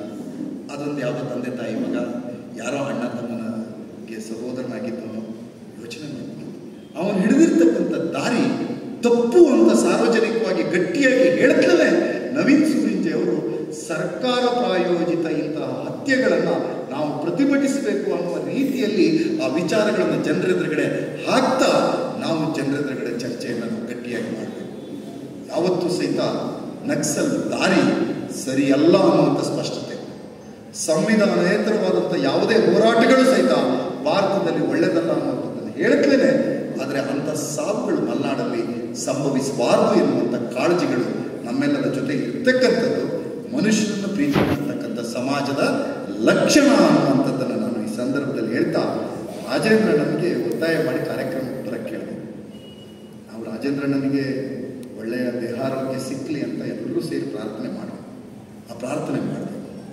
ಆದರೆ ಈ ಕ್ಷೇತ್ರದ ಜನ ಎಲ್ಲರೂ ಸಹಿತ ವಿಧಾನಸಭೆ ಒಳಗೆ ಹೋಗಲೇಬೇಕು ಅಂತ ಅವರನ್ನು ಬಯಸಿ ಅವರನ್ನು ನಾವು ವಿಧಾನಸಭೆಗೆ ಕಳಿಸ್ಲಿಕ್ಕೆ ಸಾಧ್ಯ ಆಗಲಿಲ್ಲ. ಆ ಸಾಧ್ಯ ಆಗದೆ ಹೋದದ್ದು ನಮ್ಮೆಲ್ಲರ ತಪ್ಪು ಇರ್ಬೋದು. ಆದರೆ ರಾಜೇಂದ್ರಣ್ಣನಿಗೆ ಅನಾರೋಗ್ಯ ಬಂದರೂ ಸಹಿತ ರಾಜೇಂದ್ರಣ್ಣನ ಕಾರ್ಯಕ್ರಮಕ್ಕೆ ಬರಲ್ಲ ಅಂತ ಹೇಳಿದ್ರೆ ಭಾಸ್ಕರ್ ಶೆಟ್ಟರ್, ವಿನಯ ನಾವೆಲ್ಲ ಬೇಜಾರು ಮಾಡ್ಕೊತೀವ? ಇಲ್ಲ, ಫೋನಲ್ಲಿ ಹೇಳಿದ್ರೆ ನಾನು ಬರ್ತೀನಿ ಕಾರ್ಯಕ್ರಮಕ್ಕೆ ಅಂತ ಹೇಳುವಂಥ ಆ ಪ್ರೀತಿಯನ್ನು ತೋರಿಸುವ ಒಂದು ಸಾಮಾಜಿಕ ಬದ್ಧತೆ ಇದೆಯಲ್ಲ, ಅದು ಭಾರಿ ದೊಡ್ಡದು. ಮತ್ತು ರಾಜೇಂದ್ರಣ್ಣನ ಸಹೋದರರು ನಾನು ಹೇಳಿದೆ ಅಂತ ಅನ್ಕೋತೀನಿ, ಕರ್ನಾಟಕ ಹೈಕೋರ್ಟ್ನ ನ್ಯಾಯಾಧೀಶರು HD ನರೇಂದ್ರ ಪ್ರಸಾದ್. ಹಾಗಾಗಿ ಅಂಥವರೆಲ್ಲ ಈ ವೇದಿಕೆ ಮೇಲೆ ಕೂತು ಇದೊಂದು ಕುಟುಂಬದ ಕಾರ್ಯಕ್ರಮದ ಸ್ವರೂಪದಲ್ಲಿಯೇ ನಡೆಯಬೇಕು ಅನ್ನುವಂಥದ್ದನ್ನು ಯೋಚನೆ ಮಾಡಿದ್ವಿ. ಆ ರೀತಿಯಾಗಿದೆ. ಕುರ್ಚಿ ಎಷ್ಟು ಹಾಕಿದ್ದೀವಿ ಅಷ್ಟು ಜನ ಭರ್ತಿಯಾಗಿದೆ. ಹಾಗಾಗಿ ಯಾರ್ಯಾರು ಬರಬೇಕೋ ಅವರೆಲ್ಲ ಬಂದಿದ್ದಾರೆ. ಯಾರು ಬರಬಾರ್ದಾಗಿತ್ತೋ ಅವ್ರು ಬರಲಿಲ್ಲ ಅಷ್ಟೇ. Very simple. ಹಾಗಾಗಿ ಈ ಕಾರ್ಯಕ್ರಮವನ್ನು ಎಲ್ಲ ಸೇರಿ ಚಂದ ಕಾಣಿಸೋಣ. ಒಯ್ಯೋದಿಲ್ಲ ನೋಡಿಯಲ್ಲಿ ನಮ್ಮ ಜನರ ಸಂತೋಷ. ರಾಜೇಂದ್ರಣ್ಣ ವಿಶ್ ಮಾಡೋದು ನಾನು ಬಂದಿದ್ದೀನಿ ಅಂತ. ನೀನು ಬರಬೇಕು ಕಡೆ. ಒಳ್ಳೆ ಪಕ್ಷ ಚೇಂಜ್ ಆದ ಕೂಡ ಕತೆ ಬೇರೆ ಆದರೆ ಅಲ್ವಾ ಮನ ಅವಳು ಕೈ ವಿಶ್ ಮಾಡ್ತಿದ್ದಾರೆ. ಎಲ್ಲರೂ ಬಂದು ಒಂದು ವಿಚಾರ ಕೇಳೋಣ. ಮಹೇಂದ್ರನಿಗೆ ಸುಮ್ಮನೆ ಸರಳವಾಗಿ ರಾಜಕಾರಣಿಗಳು ಮಾತಾಡೋದು, ಅವ್ನು ನಮ್ಮನ್ನು ಬಿಟ್ಟು ಹೋಗಿ ದೇಶದ್ರೋಹಿ ಆಗಿಬಿಟ್ಟ ಅಂತ. Very simple logic. ಭಾರಿ ದೊಡ್ಡ ಆರೋಪ ಏನಿಲ್ಲ ಮಹೇಂದ್ರ ಮೇಲೆ. ಅವನು ನಮ್ಮ ಜೊತೆ ಇದ್ದು ಬಿಟ್ಟು ಹೋಗಿ ದೇಶದ್ರೋಹಿ ಆದಂತ. ಅವನು ಯಾಕೆ ಬಿಟ್ಟು ಹೋದಂತ ಶೋಧಿಸಬೇಕಾದದ್ದು ಈ ಕೃತಿಯ ಮಹತ್ವ ಅನ್ನುವಂಥದ್ದನ್ನಷ್ಟೇ ನಾನು ಇಲ್ಲಿ ಹೇಳ್ತಾ ಚರ್ಚೆ ಮಾಡ್ತೀನಿ. ನಾನು ಸರಿ, ನೀನು ಸರಿ, ನಾನು ತಪ್ಪು ಹೇಳಿ ಮಾಡ್ಕೊಳ್ತಾ ಒಂದು ಪ್ರೀತಿಯ ವಾತಾವರಣವನ್ನು ನಿರ್ಮಾಣ ಮಾಡೋಣ. ಅದು ಸಹಿವಾಗಿರಲಿ ಅಂತ ಹೇಳ್ತಾ, ನಾವೆಲ್ಲರೂ ಸಹಿತ ಇನ್ನೊಬ್ಬ ಕೆರೆಗದ್ದೆ ಉಮೇಶ ನಮ್ಮ ಮಲೆನಾಡಲ್ಲಿ ಆಗಬಾರ್ದು. ಆ ರೀತಿಯ ಕಾಳಜಿಯನ್ನು ಎಲ್ಲರೂ ಪಕ್ಷ ಭೇದವನ್ನು ಮರೆತು ಇದು ಮಲೆನಾಡಿನ ಪ್ರಶ್ನೆ ಅನ್ನುವಂಥ ಒಂದು ಸ್ಥಳೀಯ ಪ್ರಶ್ನೆಯನ್ನು ಮುಂದಿನ ದಿನಗಳಲ್ಲಿ ನಾವೆಲ್ಲ ಇಟ್ಕೊಳ್ಬೇಕಾಗ್ತದೆ ಅಂತ ಹೇಳಿ ನನ್ನ ಮಾತನ್ನು ಮುಗಿಸ್ತೇನೆ. ಧನ್ಯವಾದಗಳು ಎಲ್ರಿಗೂ. Thank you. ಮೊಬೈಲ್ ಯಾರ್ದು ಶಬ್ದ ಮಾಡಿಲ್ಲ. ಎಲ್ಲರ ಮಾತನ್ನು ಕೇಳುವಾಗಲೂ ಮೊಬೈಲನ್ನು ಕೊನೆಯ ಪಕ್ಷ ಸೈಲೆಂಟ್ ಮೋಡಿಗೆ ಹಾಕಿ ಏನು ಮೊಬೈಲು ಎತ್ತದಿದ್ರೆ ಅಂಥ ದೇಶ ಏನು ಯಾರಿಗೂ ಮುಳುಗೋಗಿದ್ದೆ ಅಂತ ಕಂಡಿಲ್ಲ ನಾನು. ಆದರೆ ನನ್ನ ಮೇಲಿರೋ ಆಪಾದನೆ ಅದೇ. ಜಗದೀಶ್ ಬೈಂದ್ರ ಹೇಳಿ ಸುದ್ದಿರಲಿ ಫೋನೇ ತೆರಪಲಿಕ್ಕೆ ಆಗೋದಿಲ್ಲ, ನಿಮಗೆ ಎಕ್ಕತ್ತಾಗಿದೆ. ಅದರಿಂದ ಒಟ್ಟಿಗೆ ನಮ್ಮ ಅಂಗನವಾಡಿ ಯೂನಿಯನ್ ಅವರು ಕೈ ತೋರಿಸಿ ಹೇಳಿ ಅಣ್ಣ ಫೋನ್ ಎತ್ತುವುದಿಲ್ಲ ಅಂತೇಳಿ ಇರ್ತೇವೆ ಎಲ್ಲಿ ಜಾಗದಲ್ಲಿ ಇರ್ತೀವಿ ಅಂತ ಲೋಕಕ್ಕೆಲ್ಲ ಗೊತ್ತಾಗುವ ಹಾಗೆ ಇರ್ತೇವೆ. ಎಲ್ಲ ಒಟ್ಟಾಗಿರೋಣ. ಒಳ್ಳೆಯದಾಗಲಿ. Thank you. ಎಲ್ಲರ ಪ್ರೀತಿಗೂ ಸಹಿತ ಧನ್ಯವಾದಗಳು. ಮಹೇಂದ್ರನ ಮೇಲೆ ಪ್ರೀತಿಗೆ ಎಲ್ಲರ ಬಂದಿದ್ದೀರಿ. ಮಹೇಂದ್ರನ ಅಕ್ಕ, ಮಹೇಂದ್ರನ ಸಹೋದರಿ ಎಲ್ಲರೂ ಬಂದಿದ್ದಾರೆ. ಎಲ್ಲರಿಗೂ ಸಹಿತ ನನ್ನ ನಮಸ್ಕಾರಗಳನ್ನು ತಿಳಿಸ್ತಾ, ದೂರಗಳಿಂದ ನಾವು ಕರೀದಿದ್ದವರು ಬಂದಿದ್ದಾರೆ. ಯಾರ್ಯಾರು ತೀರ್ಥಹಳ್ಳಿ, ಉಡುಪಿ, ಮಂಗಳೂರು, ಅಲ್ಲೆಲ್ಲ ಗೊತ್ತಾದ ಶಿವಮೊಗ್ಗ, ಈ ಗೆಳೆಯರೆಲ್ಲ ಬಂದಿದ್ದಾರೆ. ಅವರಿಗೂ ಸಹಿತ ನಿಮ್ಮೆಲ್ಲರಿಗೂ ಹೇಳ್ತಾ, ಕಾರ್ಯಕ್ರಮದ ಕೊನೆಯವರಿಗೂ ಎಲ್ಲರೂ ಒಟ್ಟಾಗಿರೋಣ. ಎಲ್ಲ ಗಟ್ಟಿಯಾಗಿ ಒಂದು ಹೋರಾಟವನ್ನು ಮಾಡೋಣ. ನಾವೆಲ್ಲ ಒಟ್ಟಾಗಿ ಮನುಷ್ಯ ಮುಖ್ಯ, ಮನುಷ್ಯರೆಲ್ಲರೂ ಒಂದೇ ಅನ್ನುವಂಥ ಸಮಾಜದ ಕಡೆಗೆ ನಮ್ಮ ಧ್ಯಾನ ಮಾಡೋಣ. ವರ್ಷಗಳ ಹಿಂದೆ ಈ ಯೋಗಗಳಂದಾಗಿ ಹೇಗೆ ಬರುತ್ತೆ ನೋಡಿ. ಇವತ್ತಿಗೆ ಸರಿಯಾಗಿ 6 ವರ್ಷಗಳ ಹಿಂದೆ ಮಂಗಳೂರಿನಲ್ಲಿ ಜನನುಡಿ ಸಮಾವೇಶ. ಇದೇ ಹೊತ್ತಿಗೆ ನಾನು, ನಿಕೇತ್ ರಾಜ್ ಮೌರ್ಯ ಮತ್ತು ಮಹೇಂದ್ರ ಕುಮಾರ್ 3 ಜನ ಸತ್ಕೊಂಡು ಆ ಸಭೆಯಲ್ಲಿ 6 ವರ್ಷಗಳಿಂದ 3 ಜನ ಒಟ್ಟಿಗೆ ನಿಂತು ಒಂದು ಹೊರಳು ನೋಟ ಅಂತ ಒಂದು ಗೋಷ್ಠಿಯನ್ನು ನಡೆಸಿಕೊಂಡಿದ್ದು. ಅದು 6ನೇ ದಿವಸ ಇವತ್ತು ನನ್ನ ಗೆಳೆಯ ಅನಿಲ್ ಅದನ್ನು ತೋರಿಸಿದ. 6 ವರ್ಷ ಆಯಿತು ನೀವು ಒಟ್ಟಿಗೆ ಇದ್ರಿ ಅಂತ. ಆ ಗಡುವೆ ಅವನಿಲ್ಲ ನಮ್ಮ ಜೊತೆ. ಬಟ್ ನಿಕೇತ್ ಬಂದುಬಿಟ್ಟಿದ್ದಾನೆ ಕಾರ್ಯಕ್ರಮಕ್ಕೆ. ಅವ್ರಿಗೆ ನಾಳೆ ಮುಖ್ಯಮಂತ್ರಿ ಅವ್ರ ಊರಿಗೆ ಬರ್ತಾರೆ, ಅವ್ರ ಮನೆ ಹತ್ರ ಬರ್ತಾರೆ ಅನ್ನೋದು ಬೇರೆ, ಮಹೇಂದ್ರ ಕಾರ್ಯಕ್ರಮಕ್ಕೆ ಬರಬೇಕು ಅನ್ನೋ ಪ್ರೀತಿ ಬೇರೆ. ಅದಕ್ಕೆ ಪ್ರೀತಿನೇ ಗೆಲ್ಲುತ್ತೆ ಅನ್ನೋದಕ್ಕೆ ಅವನ ಉದಾಹರಣೆ. ಅಧಿಕಾರ ಗೆಲ್ಲೋದಲ್ಲ. ಅಧಿಕಾರ ಜೊತೆ ಇರೋದೆಲ್ಲ ಇರುತ್ತೆ. ಒಂಚೂರು ಹಿಂಗೆ ಫೋಟೋಕ್ಕೆ ಮುಖ ತೋರಿಸ್ಕೊಳ್ಳೋದು, ನಾವು ಗೊತ್ತಾ ಯಾರ ಜೊತೆ ಇದ್ದೀವಿ, ಅದೆಲ್ಲ ಬೇರೆ. ಅದನ್ನು ಮೀರಿ ಪ್ರೀತಿ ಗೆಲ್ಲುತ್ತೆ ಅನ್ನೋದಕ್ಕೆ ನಿಕೇತು ನಮ್ಮ ಜೊತೆ ಬಂದಿದ್ದಾನೆ. ದಯವಿಟ್ಟು ನಿಕೇತ್ ಅವರು ವೇದಿಕೆ ಮೇಲೆ ಬರಬೇಕು ಅಂತ ವಿನಂತಿ ಮಾಡ್ತೀನಿ. ಅಲ್ಲೇ ಇರ್ತೀರಂತ ಮಹೇಶ್, ಅಲ್ಲೇ ಇರ್ತಾರೆ. ಅದೇ ರೀತಿ ನಾನು ಇನ್ನೊಬ್ಬ ಗೆಳೆಯನನ್ನು ಪರಿಚಯ ಮಾಡಿಕೊಂಡು, ಲಕ್ಷ್ಮೀಶ್ ಗಬ್ಬಲಡ್ಕ ಅಂತ. ಅವರಿಬ್ಬರು ಹೋಗಿ ನನ್ನಂದಾಜು ಯಾವುದೋ ಗಣಪತಿಗೆ ಹರಕೆ ಹೊತ್ಕೊಂಡಿದ್ದಾರೆ, ಹೋಗಿ ಬಂದಿದ್ದೀವಿ. ಎಲ್ಲಿದ್ವಿ ಗಬ್ಬಲಡ್ಕ? ಹಾಂ, ಲಕ್ಷ್ಮೀಶ್ ಗಬ್ಬಲಡ್ಕ ಅಂತ. ಈಗ ಅವರ ವಿಚಾರಗಳು ಭಾರಿ ದೊಡ್ಡದಾಗಿ ಸಾಮಾಜಿಕ ಜಾಲತಾಣದಲ್ಲಿ ಚರ್ಚೆ ಆಗ್ತದೆ. ಅವರಿಬ್ಬರು ಒಟ್ಟಿಗೆ ಬಂದಿದ್ದಾರೆ. ಇಬ್ಬರಿಗೂ ಸಹಿತ ನಾನು ಪೂರ್ವಕ ಸ್ವಾಗತ. ಅದರ ಲೇಖಕರು ಮಾತಾಡಿದ್ದಾರೆ, ಅದರ ಪ್ರಕಾಶಕರು ಮಾತಾಡಿದ್ದಾರೆ. ನಾನು ಯಾಕೆ ಆ ಪುಸ್ತಕವನ್ನು ಬರೆದೆ ಮತ್ತು ನಾನು ಹೇಗೆ ಆ ಪುಸ್ತಕವನ್ನು ಬರೆದೆ ಇದರ ಬಗ್ಗೆ ಬಹಳ ಸ್ಪಷ್ಟವಾದ ಮಾತುಗಳನ್ನು ಈಗಾಗಲೇ ಹೇಳಿ ಆಗಿದೆ. ನಾನು ಪುನಃ ಪುಸ್ತಕದಲ್ಲಿ ಏನಿದೆ ಅಂತ ಪುನರಾವರ್ತನೆ ಮಾಡೋದ್ರಲ್ಲಿ ಏನು ನವೀನ್ ಬರೆದ ಪುಸ್ತಕ ಕನ್ನಡದ ಮಟ್ಟಿಗೆ ಸ್ವಲ್ಪ ಹೊಸ ಬಗೆಯ ಪುಸ್ತಕ.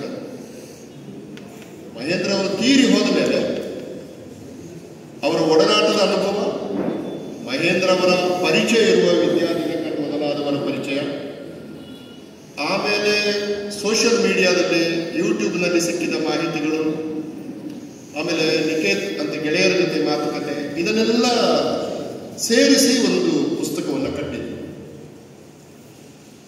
ಇದು ಕನ್ನಡದ ಮಟ್ಟಿಗೆ ಸ್ವಲ್ಪ ಹೊಸ ಬಗೆ. ತೀರಿ ಹೋದ ಮೇಲೆ ಒಬ್ಬರ ಬಗ್ಗೆ ಒಂದು ಪುಸ್ತಕ ಬರೆಯುವುದು. ಡಾಕ್ಟರ್ ಶಿವರಾಮ ಕಾರಂತರ ಅಳಿದ ಮೇಲೆ ಅಂತ ಒಂದು ಕಾದಂಬರಿ ಬರೀತಾರೆ. ಆ ಕಾದಂಬರಿ ಆರಂಭವಾಗುವಾಗ ಯಶವಂತರಾಯರು ಇಲ್ಲ. ಯಶವಂತರಾಯರು ಇಲ್ಲದೇ ಇದ್ದಾಗ ಯಶವಂತರಾಯರ ಪಾತ್ರವನ್ನು ಕಟ್ಟುವುದು ಹೇಗೆ ಎಂಬ ಪ್ರಶ್ನೆಯನ್ನು ಕಾರಂತರು ಎತ್ತಿಕೊಂಡು ಯಶವಂತರಾಯರು ಬದುಕಿದ್ದ ಊರಿಗೆ ಬಾಂಬೆಗೆ ಹೋಗ್ತಾರೆ. ಹೋಗಿ ಅವರ ಮನೆಯಲ್ಲಿ ಬಿಟ್ಟ ವಸ್ತುಗಳು, ಅವರು ಮಾತನಾಡಿದ ಸ್ನೇಹಿತರು, ಅವರ ಜೊತೆ ಎಲ್ಲ ಮಾತಾಡಿ ಎಷ್ಟು ಅಬ್ಸ್ಟ್ರಾಕ್ಟ್ ಅನ್ನ ಕಾಂಕ್ರೀಟ್ ಮಾಡ್ತಾರೆ. ಎಲ್ಲ ಮಾಡಿ ನಾಯಕನೇ ಇಲ್ಲದ ಕಾಲದಲ್ಲಿ ನಾಯಕನ ಬಗ್ಗೆ ಒಂದು ಕಾದಂಬರಿ ಬರೀತಾರೆ. ನವೀನ್ ಮಾಡಿದ ಕೆಲಸ, ಶಿವರಾಮ ಕಾರಂತರು ಅಳಿದ ಮೇಲೆ ಮಾಡಿದ ಕೆಲಸ ಬಹಳ ದೊಡ್ಡ ಕೆಲಸ. ಕನ್ನಡದ ಭಾಷೆಗೆ, ಕನ್ನಡ ಸಾಹಿತ್ಯ ಲೋಕಕ್ಕೆ, ಕನ್ನಡದ ಸಾಂಸ್ಕೃತಿಕ ಲೋಕಕ್ಕೆ, ಅದರ ನಿರೂಪಣಾ ಶೈಲಿಗೆ ಅದು ಒಂದು ಅತ್ಯುತ್ತಮವಾದ ಉದಾಹರಣೆ. ಹೆಗ್ಗಡೆ ಅವರದು ಸ್ವಲ್ಪ ಬೇರೆ ತರ.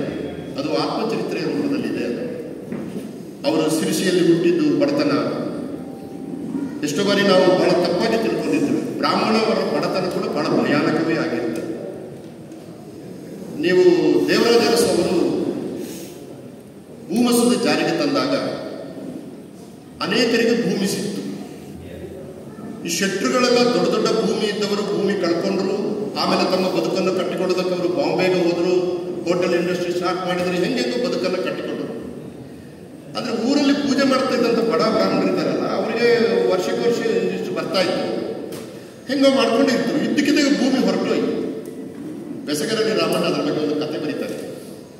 ಎಷ್ಟೋ ಜನ ಆಸ್ತಿ ಕಳ್ಕೊಂಡ್ರು. ಪೂಜೆ ಅಷ್ಟೇನು ಹೊಟ್ಟೆ ತುಂಬಿಸುವಷ್ಟು ಉತ್ಪತ್ತಿ ಇಲ್ಲ ಅದರಲ್ಲಿ. ತಟ್ಟ ಕಾಸು ಅಂತೆಲ್ಲ ಬರೀತಾರೆ. ಎಷ್ಟು ಬರುತ್ತೆ ಅದು? ಮಕ್ಕಳನ್ನು ಓದಿಸ್ಬೇಕು, ಹೆಂಡತಿಗೆಲ್ಲ ತಂದು ಕೊಡಬೇಕು, ಹಳೆ ಮನೆ ರಿಪೇರಿ ಮಾಡಬೇಕು, ಏನೇನೋ ಸಮಸ್ಯೆಗಳಿದೆ. ಎಷ್ಟೋ ಜನ ಮಾನಸಿಕ ವಿಕಲ್ಪರಾಗ್ತಾರೆ. ನೀವು ಭೂವಸದೆ ಕಳೆದ 4-5 ವರ್ಷದಲ್ಲಿ ಮಂಗಳೂರಿಂದ ಉಡುಪಿಯವರೆಗೆ ನಾವು ಹೋದರೆ ಆ ಪಡುಬಿದ್ರೆ ಮೊದಲಾದ ಕಡೆಯಲ್ಲಿ ಹೋಟೆಲ್ಗಳಲ್ಲಿ ಮಾನಸಿಕ ವಿಕಲ್ಪರಾದಂಥ ಬ್ರಾಹ್ಮಣರನ್ನು ನಾವು ಕಂಡಿದ್ದೀವಿ. ಸೊ ಹೆಗಡೆಯವರ ಪುಸ್ತಕ ಒಬ್ಬ ಬ್ರಾಹ್ಮಣನಾಗಿ ಹುಟ್ಟಿದ್ರು, ಬಡತನವನ್ನು ಅನುಭವಿಸಿ ಅಲ್ಲಿಂದ ಮಂಗಳೂರಿಗೆ ಬಂದು ಆಮೇಲೆ ಉಡುಪಿ ಮಠಕ್ಕೆ ಸೇರಿ ಅಲ್ಲಿ ಸ್ವಲ್ಪ ರೌಡಿ ಥರ, ಪೆಟ್ಟಿಸ್ಟ್ ಅಂತಲೇ ಅವರೇ ಬರ್ಕೊಳ್ತಾರೆ, ರೌಡಿ. ಮಠಗಳ ರೌಡಿಸಮ್ ಬಗ್ಗೆ ನಮಗೆ ಹೆಚ್ಚು ಗೊತ್ತಿರಲಿಲ್ಲ. ಮಠಗಳ ಧಾರ್ಮಿಕತೆ ಬಗ್ಗೆ ನಮಗೆ ಅವರ ಉಪನ್ಯಾಸಗಳು, ಆಮೇಲೆ ಅವರು ಹೊರಗೆ ಬರುವಾಗ ಕಾಣುವ ಸೌಮ್ಯ ರೂಪ ಚಂದ, ಅದು ನೋಡ್ಲಿಕ್ಕೆ ಭಾರಿ ಖುಷಿ ಆಗ್ತಾರೆ. ಆದರೆ ಅದರ ಒಳಗಡೆ ಒಂದು ರೌಡಿಸಮ್ ಅನ್ನ ಇವರು ಬಹಳ ಚೆನ್ನಾಗಿ ಹೇಳ್ತೀನಿ, ಸ್ವತಃ ರೌಡಿ. ಆಮೇಲೆ ಅವರು ಬ್ಯಾಂಗ್ಳೂರಿಗೆ ಹೋಗ್ತಾರೆ, ಅಲ್ಲಿ ರಾಷ್ಟ್ರೋತ್ಥಾನಕ್ಕೆ ಕೆಲಸ ಮಾಡ್ತಾರೆ, ಅಲ್ಲಿ ಇವರ ಕೈಯಿಂದ ಲೇಖನ ತೆಕ್ಕೊಂಡು ಬೇರೆ ಯಾರೋ ಅವನ ಹೆಸರಿನಲ್ಲಿ ಪ್ರಕಟ ಮಾಡ್ತಾನೆ, ಹಿಂದೂ ಯುವ ಸೇನೆ ಕಟ್ತಾರೆ. ಕೊನೆಗೆ ಇದರಿಂದೆಲ್ಲ ನಮ್ಮ ಕಷ್ಟಕ್ಕೆ ಯಾರು ಬರೋದಿಲ್ಲ ಎಂಬ ಒಂದು ಬುದ್ಧನಿಗೆ ಜ್ಞಾನೋದಯ ಆದಾಗ, ಹೆಗಡೆಯವರಿಗೆ ಒಂದು ಜ್ಞಾನೋದಯ ಆಗಿ ಅಲ್ಲಿಂದ ಬಿಟ್ಟು ಬರ್ತಾರೆ. ಇಬ್ಬರು ಕೂಡ ಬಿಟ್ಟು ಬರ್ತಾರೆ. ಬಜರಂಗ ದಳವನ್ನು 2008ರಲ್ಲಿ ಮಹೇಂದ್ರ ಬಿಡ್ತಾರೆ. ಹೆಗಡೆ ಅವರು ಯುವ ಸೇನೆಯನ್ನು ಬಿಟ್ಟು ಆಮೇಲೆ ಫ್ಯಾಷನ್ ಟೆಕ್ನಾಲಜಿ, ಗಾಂಧಿ ಮೇಲೆ ಪುಸ್ತಕ ಹಿಂಗೆಲ್ಲ ಬರ್ಕೊಂಡು ಬರ್ತಾರೆ. ಇನ್ನೊಬ್ರು ಇಲ್ಲೇ ಇದ್ದಾರೆ, ಮಾತಾಡಕ್ಕೆ ಬಿಟ್ಟರೆ ಅವರು 1 ಗಂಟೆ ಮಾತಾಡಿದರು. ನಮ್ಮ ಲಕ್ಷ್ಮೀಶ ಗಬಲಡ್ಕರ್ ಅವರು ಒಂದು ವೈದಿಕ ಮನೆತನದಿಂದ ಬಂದವರು. ಬಹುಶಃ ಅವರ ಮನೆ ನನಗೆ ಗೊತ್ತು, ನಮ್ಮ ಮನೆ ಹತ್ತಿರ.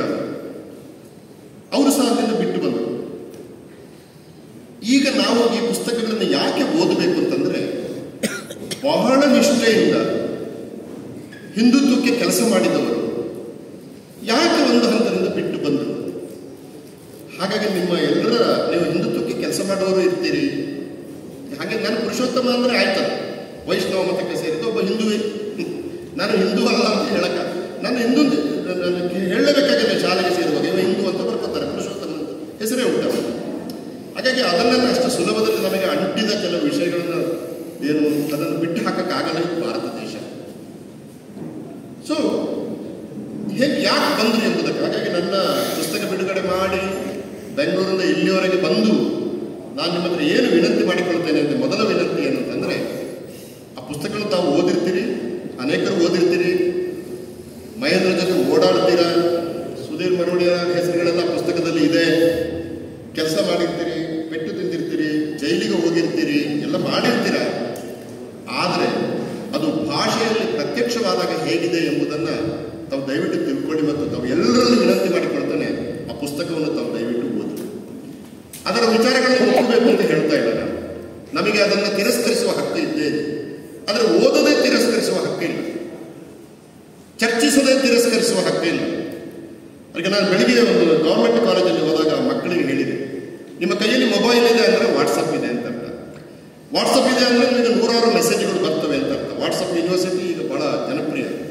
ಅದು ಬರುತ್ತೆ, ನೀವು ಬೇಡ ಅಂದ್ರೆ ಬರುತ್ತೆ. ಆದರೆ ಒಂದು ಕೆಲಸ ಮಾಡಿ, ಹಾಗೆ ಬಂದದರ ಬಗ್ಗೆ 1 ನಿಮಿಷ ಧ್ಯಾನಿಸಿ, ಇದರಲ್ಲಿ ಸತ್ಯ ಇರಬಹುದೋ ಇಲ್ಲವೋ ಎಂಬುದನ್ನು ನಿಮ್ಮ ಅಧ್ಯಾಪಕರ ಮೂಲಕ, ನಿಮ್ಮ ಹಿರಿಯರ ಮೂಲಕ, ನಿಮಗೆ ಪರಿಚಯ ಇರೋರ ಮೂಲಕ ಪರೀಕ್ಷಿಸುವಂಥ ಸಣ್ಣ ತಾಳ್ಮೆಯನ್ನು ಬೆಳೆಸಿಕೊಂಡು ನೋಡಿದರೆ ಸಾಕು. ಆಮೇಲೆ ಇದು ಸರಿ ಇದೆ ಅಂತಂದ್ರೆ ನೀವು ಫಾರ್ವರ್ಡ್ ಆದರೂ ಮಾಡಿ, ಇಲ್ಲ ಸರಿ ಇಲ್ಲ ಅಂತಂದರೆ ಡಿಲೀಟ್ ಆದರೂ ಮಾಡಿ. ಇಷ್ಟು ಜವಾಬ್ದಾರಿಯನ್ನು ನಾವು ತೆಕ್ಕೊಳ್ಳದೆ ಹೋದರೆ ಈ ಮಹೇಂದ್ರನಿಗೆ, ಹೆಗಡೆಯವರ ಶ್ರಮ ಇದೆಯಲ್ಲ, ಅದಕ್ಕೆ ನಾವು ಗೌರವ ಕೊಟ್ಟಾಗ ಆಗಲ್ಲ. ಇದು ನನ್ನ ವಿನಂತಿ ನಿಮ್ಮ ಜೊತೆ. ಒಂದೊಂದು ಸರಿ ನನಗೆ ಅನಿಸೋದು, ಏಕೆಂದು ಒಬ್ಬರಿಗಿಲ್ಲ, ಒಂದೊಂದ್ಸರಿ ಅನಿಸೋದು ನಾವು ಇದಕ್ಕೆಲ್ಲ ಅಂಟಿಕೊಂಡಿದ್ದೇವಲ್ಲ, ಎಲ್ಲದಕ್ಕೂ ಏನೇನೋ ಒಂದಕ್ಕೂ ಅಂಟಿಕೊಂಡಿದೆ. ನಮಗೆ ಇದರಿಂದ ಬಿಡುಗಡೆ ಇಲ್ಲ ಎಂಬ ಹಾಗೆ ನಾವು ಇದಕ್ಕೆ ಬಲಿಷ್ಠವಾಗಿ ಅಂಟಿಕೊಂಡಿದ್ದೇವೆ.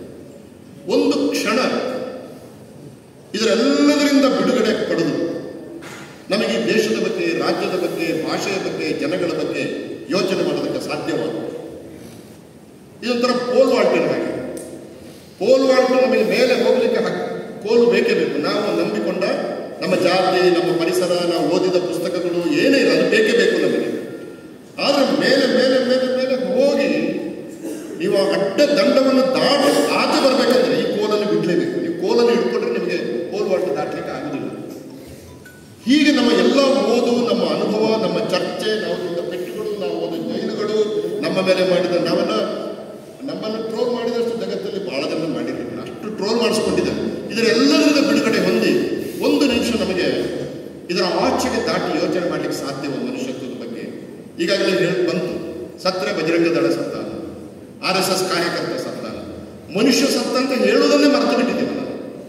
ಆಮೇಲೆ ಯಾರಾದರೂ ಸತ್ತರೆ ಮೆರವಣಿಗೆ ಮಾಡುವವರು, ಯಾರಾದರೂ ಸತ್ತರೆ TV ಮಾಧ್ಯಮದವರಿಗೆ 1 ತಿಂಗಳು ಮತ್ತು ಬೇರೆ ಏನೂ ಇಲ್ಲ, ಹೆಣ ತೋರಿಸೋದು, ಮತ್ತೆ ತಿರುಗಿ ತೋರಿಸೋದು, ಮತ್ತೆ ಎಷ್ಟು ಅಂತ ನೋಡ್ತೀವಿ ನಾವು. ಅದಕ್ಕೆ 1-2 ವಿಷಯಗಳನ್ನು ಮಾತ್ರ, ಅಂದರೆ ಇದರಿಂದ ಆಚೆಗೆ ನಮಗೆ ಹೋಗಿ 1-2 ವಿಷಯಗಳನ್ನು ಅರ್ಥ ಮಾಡಿಕೊಂಡ್ರೆ ಅದರಿಂದ ಏನಾದರೂ ಪ್ರಯೋಜನ ಆದೀತು ಎಂಬ ಕಾರಣಕ್ಕೆ 2 ವಿಷಯ ಹೇಳ್ತೀನಿ. ಒಂದು ಸಣ್ಣ ಅನುಭವ ಹೇಳ್ತೇನೆ. ನನ್ನ ಊರು ಪಂಚದ ಹತ್ತಿರ ಬಿಳಿಮಲೆ, ಬಂಟಮಲೆಯ ಒಳಗಿನ ಸಣ್ಣ ಊರು. ಅಲ್ಲಿ ಒಂದು ನಮಗೆ ಒಂದು 20 ಕಿಲೋ 25 ಕಿಲೋ ಅಡಿಕೆ ಬರುವಂಥ ಒಂದು ಸಣ್ಣ ತೋಟ ಇತ್ತು. ಇದು 1957ರ ಕತೆ, 58ರ ಕತೆ. ಅಲ್ಲಿಗೆ ಅಡಿಕೆಯನ್ನು ಕೊಂಡುಕೊಳ್ಳುವುದಕ್ಕೆ ಮುಸಲ್ಮಾನ ಬರ್ತಾ ಇದ್ದ. ಅವನ ಹೆಸರು ನನಗೆ ಈಗಲೂ ಗೊತ್ತಿಲ್ಲ, ಆದರೆ ಅವನ ತಲೆಯಲ್ಲಿ ಒಂದು ಕೂದಲು ಇಲ್ಲದೆ ಇರುವುದರಿಂದ ಅವನನ್ನು ಪುಟ್ಟವ್ಯಾರಿ ಅಂತ ಕರೀತಾ ಇದ್ದ. ಪುಟ್ಟ ಕಾಲು ನನ್ನ ಕಾಗಲಟ್ಟದ ನೀರಲ್ಲಿ ಅದನ್ನು ಬರ್ತಿದೆ. ಆ ಕುಟ್ಟಬ್ಯಾರಿ ಮನೆಗೆ ಬಂದರೆ ಅವು ಪಂಜದಿಂದ ಬರಬೇಕು, 10 ಕಿಲೋಮೀಟರ್ ದೂರ ನಡ್ಕೊಂಡು ನಮ್ಮ ಕಾಡೊಳಗೆ ಬರಬೇಕು. ಆ ಕಾಡಲ್ಲಿ ಒಂದು 5-6 ಮನೆ ಬಿಟ್ಟರೆ ಬೇರೆ ಏನಿಲ್ಲ. ಅವ ಬಂದು ನಮ್ಮ ಅಪ್ಪನ ಥರದೇನೋ, ಅವ ನನ್ನಂಥವನಿಗೆ ಆಗ ಶಾಲೆಗೆ ಇನ್ನೂ ಸೇರಿರಲಿಲ್ಲ. ನನ್ನಂಥವನಿಗೆ ಅವ ಒಂದು ಸಣ್ಣ ಟಿ ವಿ ಇದ್ದಾನೆ. ಅಂದರೆ ನಾನು ಪುತ್ತೂರಿಗೆ ಹೋಗಿದ್ದೆ, ಮಂಗಳೂರಿಗೆ ಹೋಗಿದ್ದೆ.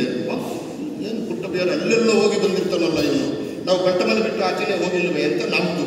ಅವ ಟಿ ವಿ ಥರ ನನಗೆ ಕಾಣೋದು. ಏನೇ ಅಂದರೆ ಅವನು ರಸಭರಿತವಾಗಿ ಕಥೆಯೆಲ್ಲ ಹೇಳ್ತಾ ಇದ್ದ.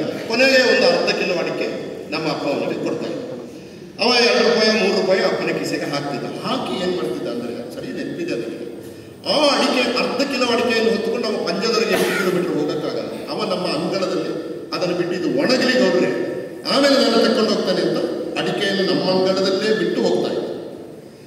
ಯಾರೋ ತಮ್ಮಂತವ್ರು ಬರ್ತಾರೆ, ನಮ್ಮ ಗಮನಡ್ಕದವರು ಬರ್ತಾರೆ. ಬಂದಾಗ ನಮ್ಮ ಅಪ್ಪ ಏನು ಹೇಳ್ತಾರೆ, ಪುರುಷ ಯಜಮಾನರು ಬಂದಿದ್ದಾರೆ, ಅವರಿಗೆ ಒಂದು ಎಲೆ ಅಡಿಕೆ ಹಾಕ್ಬೇಕಲ್ಲ, ಒಂದು ಅಡಿಕೆ ತಾ ಅಂತ ಹೇಳಿದ್ರು. ನಾವು ಜಗಲಿಯಿಂದ ಚಂಗನೆ ಹಾರಿ ಅಡಿಕೆ ತರಲಿಕ್ಕೆ ಹೋಗುದು ಎಲ್ಲಿಗೆ ಅಂತಂದ್ರೆ, ಆ ಕುಟ್ಟಬ್ಯಾರಿ ಬಿಟ್ಟು ಹೋದ ಅಡಿಕೆ. ಅಲ್ಲಿಗೆ ಹೋಗಿ ಕೈ ಹಾಕಿದ ಕೂಡಲೇ ಅಪ್ಪನ ಗರ್ಜನೆ, ನಿಂಗೆ ಅಷ್ಟು ಬುದ್ಧಿ ಇಲ್ಲ, ಅದು ಕುಟ್ಟಬ್ಯಾರಿ ಅಡಿಕೆ, ಅಲ್ಲಿಂದ ಯಾಕೆ ತರ್ತೀನಿ ನೀನು ಬೇರೆ ಕಡೆಯಿಂದ ಅಂತ. ನೋಡಿ, ಈಗ ನನಗೆ ಬೇರೆ ಬೇರೆ ಮಾತುಗಳನ್ನು ಕೇಳುವಾಗ ಕುಟ್ಟಬ್ಯಾರಿ ಅಂಗಳದಲ್ಲಿ ಬಿಟ್ಟು ಹೋದ ಅಡಿಕೆಯನ್ನ ಈ ಗೌಡರು ಎತ್ತಿಕೊಳ್ಳಿಕ್ಕಿಲ್ಲ ಎಂಬ ವಿಶ್ವಾಸ ಮುಸಲ್ಮಾನನಿಗೂ, ಆ ಕುಟ್ಟಬ್ಯಾರಿ ಬಿಟ್ಟ ಅಡಿಕೆಯನ್ನು ಎತ್ತಿಕೊಳ್ಳಬಾರದೆಂಬ ನೈತಿಕ ವಿಶ್ವಾಸ ನನ್ನ ಅಪ್ಪನಿಗೂ ಇತ್ತಲ್ಲ, ಇದು ಭಾರತ. ಇನ್ನೊಂದು ಉದಾಹರಣೆ, ಚಿಕ್ಕ ಉದಾಹರಣೆ. ಪಂಜ ಅಂತ ಒಂದು ಊರು ಹೇಳಿದೆ ನನಗೆ. 9ನೇ ವರ್ಷಕ್ಕೆ, ಅಂದರೆ ನಾನು 3ನೇ ಕ್ಲಾಸಲ್ಲಿದ್ದೆ. ಜಾಂಡೀಸ್ ಆದಾಗ ಪಂಜಕ್ಕೆ ಹೋದೆ. ಅಲ್ಲಿ ಸಿಲ್ವೆಸ್ಟರ್ ಡಿಸೋಜ್ ಅಂತ ಪಂಜದಲ್ಲಿ ಯಾರೋ ಇದ್ದವರು ಗೊತ್ತಿರ್ತಾರೆ, ಡಾಕ್ಟರ್.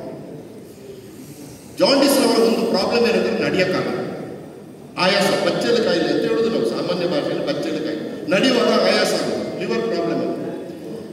ನಾವು 6 ಗಂಟೆಗೆ ಬಿಟ್ಟರೆ 8 ಕಿಲೋಮೀಟರ್ ನಡೆದು 11-11:30 ಪಂಜ ತಲುಪೋದು. ಡಾಕ್ಟರ್ ಸಿಲ್ವೆಸ್ಟರ್ ಕೂತ್ಕೊಳ್ಳಿ ಅಂತೇಳಿ ನನ್ನನ್ನು ಕೂತ್ಕೊಳಿಸ್ಬಿಟ್ಟು, ನನ್ನ ಸರದಿ ಬಂದಾಗ ಒಳಗೆ ಕರೆದು ಸಿಲ್ವೆಸ್ಟರ್ ಮೊದಲು ಕೇಳ್ತಿದ್ದ ಕೆಲಸ ಅಂದರೆ, ಮೊದಲು ಹೇಳ್ತಿದ್ದದ್ದು, ನೀನು ಯಾವ ಕ್ಲಾಸು,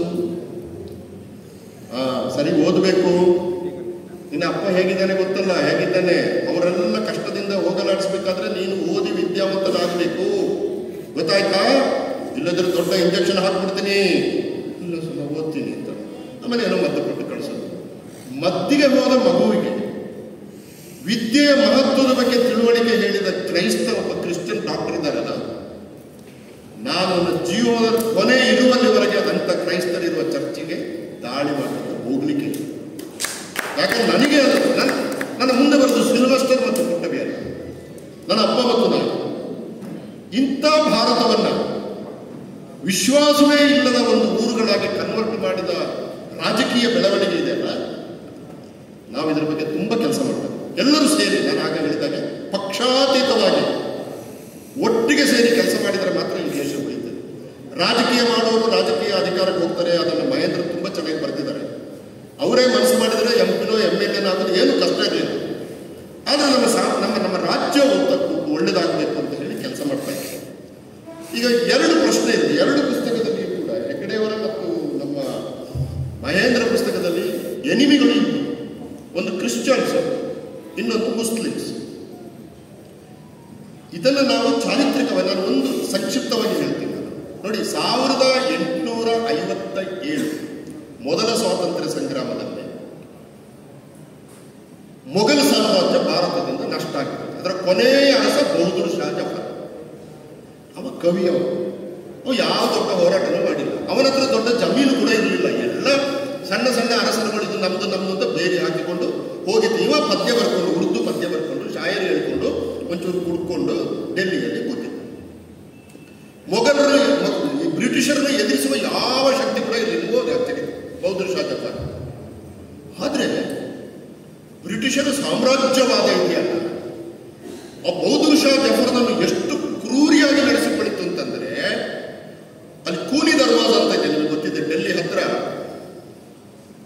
ಜಫರ್ ಬದುಕಿದ ಕೆಂಪುಕೋಟೆಯ ಹತ್ತಿರ ಕೂನಿ ದರ್ವಾಜ ಇರ್ತದೆ.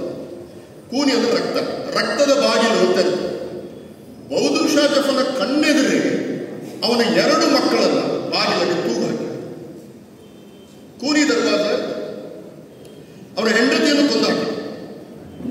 ಆಮೇಲೆ ಮುದುಕ ಪಾಪ 69 ವರ್ಷ ಅಂತ ಬಹದ್ದೂರ್ ಶಾ ಜಫರ್ನನ್ನ ಜಟಕಾ ಗಾಡಿಯಲ್ಲಿ ಕುಳಿಸಿ ರಂಗೂನಿಗೆ ಕಳಿಸಿ.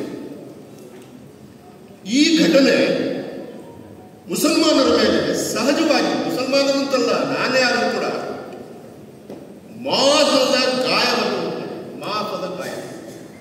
ಮುಸಲ್ಮಾನರು ಅವರು ಎಷ್ಟು ತೀವ್ರವಾಗಿ ಆಮೇಲೆ ಮೊದಲ ಸ್ವಾತಂತ್ರ್ಯ ಹೋರಾಟ ಆದ ಮೇಲೆ 1947ರ ನಡುವೆ ಎಷ್ಟು ತೀವ್ರವಾಗಿ ಮುಸಲ್ಮಾನರು ಸ್ವಾತಂತ್ರ್ಯ ಹೋರಾಟದಲ್ಲಿ ತೊಡಗಿಸಿಕೊಂಡ್ರು ಅಂತಂದ್ರೆ 100 ಜನ ಸತ್ತರು, ಮಹಿಳೆಯರನ್ನ ಗಲ್ಲಿಗೇರಿಸಲಾಯಿತು. ಅದರ ಬಗ್ಗೆ ಸಾಕಷ್ಟು ಪುಸ್ತಕಗಳು ಬಂದಿವೆ. ಬಟ್ ನಾವು ಗಮನಿಸಬೇಕಾದ ಯಾವುದು ಅಂತಂದ್ರೆ, ಮುಸಲ್ಮಾನರು ಬ್ರಿಟಿಷರನ್ನು ಮಾತ್ರ ವಿರೋಧಿಸಲಿಲ್ಲ ಸರ್, ಇಂಗ್ಲಿಷನ್ನು ವಿರೋಧಿಸಿದರು, ಇಂಗ್ಲಿಷರನ್ನು ವಿರೋಧಿಸಿದರು. ಇಂಗ್ಲಿಷನ್ನು ವಿರೋಧಿಸಿ ಜಾಮಿಯಾ ಮಿಲಿಯಾ ಶುರು ಮಾಡಿದ, ಆವಾಗ ಉರ್ದು ವಿಶ್ವವಿದ್ಯಾಲಯ ಶುರು ಮಾಡಿದರು. ಇಂಗ್ಲಿಷಿಗೆ ವಿರುದ್ಧವಾಗಿ ದೇಶೀಯವಾದಂತಹ ಒಂದು ಭಾಷೆ ಬೇಕು ಅಂತ ಜಾಮಿಯಾ ಮಿಲಿಯಾವನ್ನು ಪಾಕಿಸ್ತಾನ, ಅಂದ್ರೆ ಆಗ ಪಾಕಿಸ್ತಾನ ಇರಲಿಲ್ಲ, ಎಲ್ಲೇ ಹೋಗಿ ವಿದೇಶದಲ್ಲಿ ಕಟ್ಟಿಲ್ಲ, ನಮ್ಮ ದೇಶದಲ್ಲೇ ಕಟ್ಟಿದರು. ಜಾಮಿಯಾ ಮಿಲಿಯಾ, ಅಲಿಗಢ ಮುಸ್ಲಿಂ ವಿಶ್ವವಿದ್ಯಾಲಯ, ಲಕ್ನೋದಲ್ಲಿ ಒಂದು ವಿಶ್ವವಿದ್ಯಾಲಯ ಎಲ್ಲ ಕಟ್ಟಿ ಇಂಗ್ಲಿಷನ್ನು ಸಂಪೂರ್ಣವಾಗಿ ತಿರಸ್ಕರಿಸಿ, ಕೆಲವರು ಓದಿದ್ದಾರೆ ಇಲ್ಲ ಅಂತಲ್ಲ, ಆದರೆ ಬಹಳ ಜನ ಇಂಗ್ಲಿಷನ್ನು ತಿರಸ್ಕರಿಸಿ ಉರ್ದು ಶಾಲೆಗಳನ್ನು ಆರಂಭ ಮಾಡಿ ಮುಂದೆ ಬಂದರು. ಆದರೆ 1925ರಿಂದ 45ರ ನಡುವೆ ಉತ್ತರ ಭಾರತದಲ್ಲಿ ಸ್ವಾತಂತ್ರ್ಯ ಹೋರಾಟ ತೀವ್ರವಾಗಿ ನಡೀತಾ ಇದ್ದಾಗ, ಉತ್ತರ ಭಾರತದ ಬಿಹಾರ, ಯುಪಿ, ಮಧ್ಯಪ್ರದೇಶ ಮೊದಲಾದಂತಹ ಹಿಂದಿ ಭಾಷಿಕ ಪ್ರದೇಶಗಳನ್ನು ಜನಸಂಘಟನೆ ಮಾಡಲಿಕ್ಕೆ ಆ ಕಾಲದ ಪತ್ರಕರ್ತರು ಹಿಂದಿಯನ್ನು ಮಾಧ್ಯಮವಾಗಿ, ಅವರ ನನ್ನ ಪರಿಚಯ ಬಹಳ ಕಡಿಮೆ, ಆದರೆ ಅವ್ರ ಬಗ್ಗೆ ಹೆಚ್ಚು ವಿಷಯಗಳನ್ನು ನಾನು ಈ ಭಾಗದಲ್ಲಿ ಅನೇಕ ವರ್ಷಗಳಿಂದ ನೆನೆಸಿದ್ರಿಂದ ತಿಳ್ಕೊಂಡಿದ್ದೆ. ಅವರೊಬ್ಬ ಉತ್ತಮ ವಾಗ್ಮಿ, ಹೋರಾಟಗಾರ ಮತ್ತು ಸಾಮಾಜಿಕ ಚಿಂತರು, ಸಾಮಾಜಿಕ ಕಳಕಳಿಯನ್ನು ಹೊಂದಿದಂಥ ಒಬ್ಬ ವ್ಯಕ್ತಿಯವರು. ಅವರು ಧರ್ಮಕ್ಕಿಂತ ಜೀವನವೇ ಮುಖ್ಯ ಅಂಥೇಳಿ ಅವರಿಗೆ ಅರಿವಾಗುವಂಥದ್ದು ಸ್ವಲ್ಪ ತಡವಾಗಾಯಿತು. ಬಹುಶಃ ಮುಂಚೆನೇ ಅರಿವಾಗಿದ್ದರೆ ಅವರು ಇವತ್ತು ನನಗೆ ಈ ರಾಜ್ಯ ದೇಶವನ್ನು ಆಡ್ತಕ್ಕಂಥ ಮಟ್ಟಕ್ಕೆ ಬೆಳೆಯುವಂಥ ಎಲ್ಲ ಲಕ್ಷಣಗಳು, ಚಾಕಚಕ್ಯತೆ ಪ್ರತಿಯೊಂದು ಅವರಿಗಿತ್ತು. ನಮಗೆ ಹೋಲಿಕೆ ಮಾಡಿದರೆ ಅವರಿಗೆ ಭಾಳ ಆಳವಾದಂಥ ಒಂದು ಜ್ಞಾನ ಇದ್ದಿದ್ದರಿಂದ ಪ್ರಾರಂಭಿಕವಾಗಿ ಅವರಿಗೆ ಜೀವನ ಮುಖ್ಯ ಅಂತಕ್ಕಂಥದ್ದು ಅರಿವಾಗಿ ಅದನ್ನು ಜನರಿಗೆ ಸಾರೋದಕ್ಕೆ ಪ್ರಾರಂಭ ಮಾಡಿದ್ರು. ಈಗಾಗಲೇ ಅವರು ಬಾಲ್ಯ ಜೀವನದಲ್ಲಿ ಯಾವುದೋ ಒಂದು ಚಿಕ್ಕ, ಅವ್ರಿಗಿನ್ನೂ ಮೆಚುರಿಟಿ ಆಗೋಕ್ಕಿಂತ ಮುಂಚೆ ಯಾವುದೋ ಒಂದು ಸಂಘಟನೆ ಕೂರಿಸ್ಕೊಂಡು ಈಗಾಗಲೇ ಗಣ್ಯರು ಆ ಸಂಘಟನೆಗಳ ಬಗ್ಗೆ ಭಾಳ ಸವಿಸ್ತಾರವಾಗಿ ಹೇಳಿದರು. ಮತ್ತು ಅದನ್ನು ನಾನು ಪುನಃ ಅದನ್ನು ಉಚ್ಚಾರ ಮಾಡೋಕ್ಕೆ ಹೋಗೋದಿಲ್ಲ. ಇವತ್ತು ತಮ್ಮ ಕೊನೆಯ ದಿನಗಳಲ್ಲಿ ನಮ್ಮ ಧ್ವನಿ ಎಂಬ ಸಂಘಟನೆಯನ್ನು ಕಟ್ಟಿ ಇಡೀ ಕರ್ನಾಟಕದ ಮೂಲೆಯಲ್ಲಿ ಯುವಕರನ್ನು ಸದೃಢವಾಗಿ, ಸಾಮಾಜಿಕವಾಗಿ, ಆರ್ಥಿಕವಾಗಿ ಮತ್ತು ರಾಜಕೀಯವಾಗಿ ಸಂಘಟನೆ ಮಾಡಬೇಕಂತ ಒಂದು ದೊಡ್ಡ ಕನಸನ್ನು ಹೊತ್ತಂಥ ಒಬ್ಬ ಮಹಾನ್ ವ್ಯಕ್ತಿ ಮಹೇಂದ್ರ ಕುಮಾರ್ ಅವರು. ಅವರ ಅಂತ್ಯಕಾಲದಲ್ಲಿ ಕೆಲವೊಮ್ಮೆ ಈ ಭಾಗದಲ್ಲಿ ಪ್ರವಾಸ ಮಾಡುವಂಥ ಸಂದರ್ಭದಲ್ಲಿ ನಾನು ಸುಧೀರ್ ಕುಮಾರ್ ಅವರ ಮುರಳಿ ಮತ್ತು ಅವರನ್ನು ಬಸ್ಸಿಗೆ ಕಟ್ಟ ಒಂದು ಕಾರ್ಯಕ್ರಮದಲ್ಲಿ ಭಾಳಷ್ಟು ನಾವು ಚರ್ಚೆ ಮಾಡಿದ್ದು. ಇಲ್ಲ, ನಿಮಗೆ ಆ ಸಂಘಟನೆಯಿಂದ ದೇಶನ ಕಟ್ಟಲಿಕ್ಕೂ ಆಗೋದಿಲ್ಲ, ದೇಶದ ಭವಿಷ್ಯವನ್ನು ರೂಪಿಸಲಿಕ್ಕೂ ಆಗೋದಿಲ್ಲ, ತಮ್ಮ ನಿಲುವನ್ನು ಬದಲಾವಣೆ ಮಾಡಿಕೊಳ್ಬೇಕು ಅನ್ನುವಂಥ ವಿಚಾರಕ್ಕೆ ಸಾಕಷ್ಟು ಸುದೀರ್ಘವಾಗಿ ನಾವು ಚರ್ಚೆ ಮಾಡಿದ್ವಿ. ಬಹುಶಃ ಅವರಿಗೆ ಅದೆಲ್ಲ ಜ್ಞಾನೋದಯವಾಗಿ ಅದರ ಪ್ರಕಾರ ಪ್ರಚಾರ ಮಾಡ್ತಕ್ಕಂಥ ಸಂದರ್ಭದಲ್ಲಿ ಅವರ ಜೀವನವನ್ನು ಸಂಪೂರ್ಣವಾಗಿ ಮುಡುಪಾಗಿಟ್ಟು ಏನೇನು ತಪ್ಪಾಗಿದೆ, ಏನೇನು ಸರಿಯಾಗಬೇಕು ಅಂತೇಳಿ ಸಾರಿ ಸಮಾಜಮುಖಿ ಅಂತ ತೊಡಗಿಸೋದ್ರೊಳಗಡೆ ದೇವರು ಅವರನ್ನು ಕರ್ಕೊಂಡಿರ್ತಕ್ಕಂಥದ್ದು ದುರಾದೃಷ್ಟ. ನಮ್ಮ ಶೃಂಗೇರಿ ಶ್ರೀಗಳು ಮಾತಾಡ್ತಾರೆ, ವಿಧುಶೇಖರ ಭಾರತಿ ಶ್ರೀಗಳು, ಒಳ್ಳೆಯವರನ್ನು ಹೆಚ್ಚು ದಿನ ಭೂಲೋಕದಲ್ಲಿ ಇರ್ಲಿಕ್ಕೆ ಬಿಡೋದಿಲ್ಲ ಅಂತೇಳಿ ಬಹಳ ಬೇಗ ಕರ್ಕೊಳ್ತಾರೆ ದೇವಲೋಕಕ್ಕೆ ಅಂತಕ್ಕಂಥ ಮಾತುಗಳನ್ನ ಹೇಳಿ ಸಮಾಧಾನಕರ ಮಾತುಗಳು ಇರ್ಬೋದು. ಅದಂಥ ಒಂದು ಒಳ್ಳೆಯ ಜ್ಞಾನೋದಯವಾಗಿ ಸಮಾಜಕ್ಕೆ ಒಳ್ಳೆಯ ಸಂದೇಶವನ್ನು ಸಾರುವಂಥ ಸಂದರ್ಭದಲ್ಲಿ ನಾವು ಅವರನ್ನು ಕಳ್ಕೊಂಡಿದ್ದೇವೆ. ಅವರ ಏನು ನಡು ಬಗ್ಗಿಸದ ಎದೆಯ ಧ್ವನಿ ಆ ಪುಸ್ತಕ ಇಡೀ ರಾಜ್ಯ ರಾಷ್ಟ್ರದ ರಾಜಕಾರಣದಲ್ಲಿ ಜನರ ಬದುಕಿನಲ್ಲಿ ಅನೇಕ ಬದಲಾವಣೆಯನ್ನು ತರ್ತಕ್ಕಂಥ ಅನೇಕ ಲೇಖನಗಳು ಅದರೊಳಗಡೆ ಇರ್ಬೋದು ಅಂತೇಳಿ ನಾನು ಭಾವಿಸ್ತೇನೆ. ಅದನ್ನು ಓದಿ ನಾವು ಪರಿವರ್ತನೆ ಆದರೆ ಖಂಡಿತವಾಗಿಯೂ ಈ ದೇಶಕ್ಕೆ ಬಹಳ ದೊಡ್ಡ ಭವಿಷ್ಯ ಇದೆ. ಚಟುವಟಿಕೆ ಇರ್ಬೋದು, ಯಾವುದೇ ಚಟುವಟಿಕೆ ಇರ್ಬೋದು, ಅದು ಕಾನೂನು ಬಾಹಿರವಾಗಿ ನಾವು ಕಾನೂನು ಕೈ ತೆಗೆದುಕೊಂಡು ಹೋರಾಟ ಮಾಡಿದ್ರೆ ಅದರಲ್ಲಿ ಯಶಸ್ಸನ್ನು ಕಾಣ್ತಕ್ಕಂಥ ಬಹಳ ಕಷ್ಟ. ಅದೇನು ಹೋರಾಟ ಮಾಡಿದ್ರೆ ಅದರಲ್ಲಿ ಸತ್ಯ ಇದೆ, ನ್ಯಾಯ ಇದೆ. ಏನು ಅನೇಕ ವರ್ಷಗಳಿಂದ ಕಾಡಲ್ಲಿ ಬದುಕನ್ನು ಕಟ್ಕೊಂಡಂಥ ಜನರನ್ನು, ವಿಶೇಷವಾಗಿ ಟ್ರೈಬಲ್ ಅವ್ರಿಗೆ ಯಾವಾಗ ಮಾನಸಿಕವಾಗಿ ಕಾನೂನನ್ನು ಅನೇಕ ಜನರಿಗೆ ವಿರೋಧ ಇರ್ತಕ್ಕಂಥ ಕಾನೂನನ್ನು ಜಾರಿ ತಂದು ಕಟ್ ಹಾಕ್ತಕ್ಕಂಥದ್ದಿದೆಯಲ್ಲ, ಅದು ಅದ್ರ ವಿರುದ್ಧ ಹೋರಾಟ ಮಾಡ್ತಕ್ಕಂಥದ್ದು ಸೂಕ್ತ.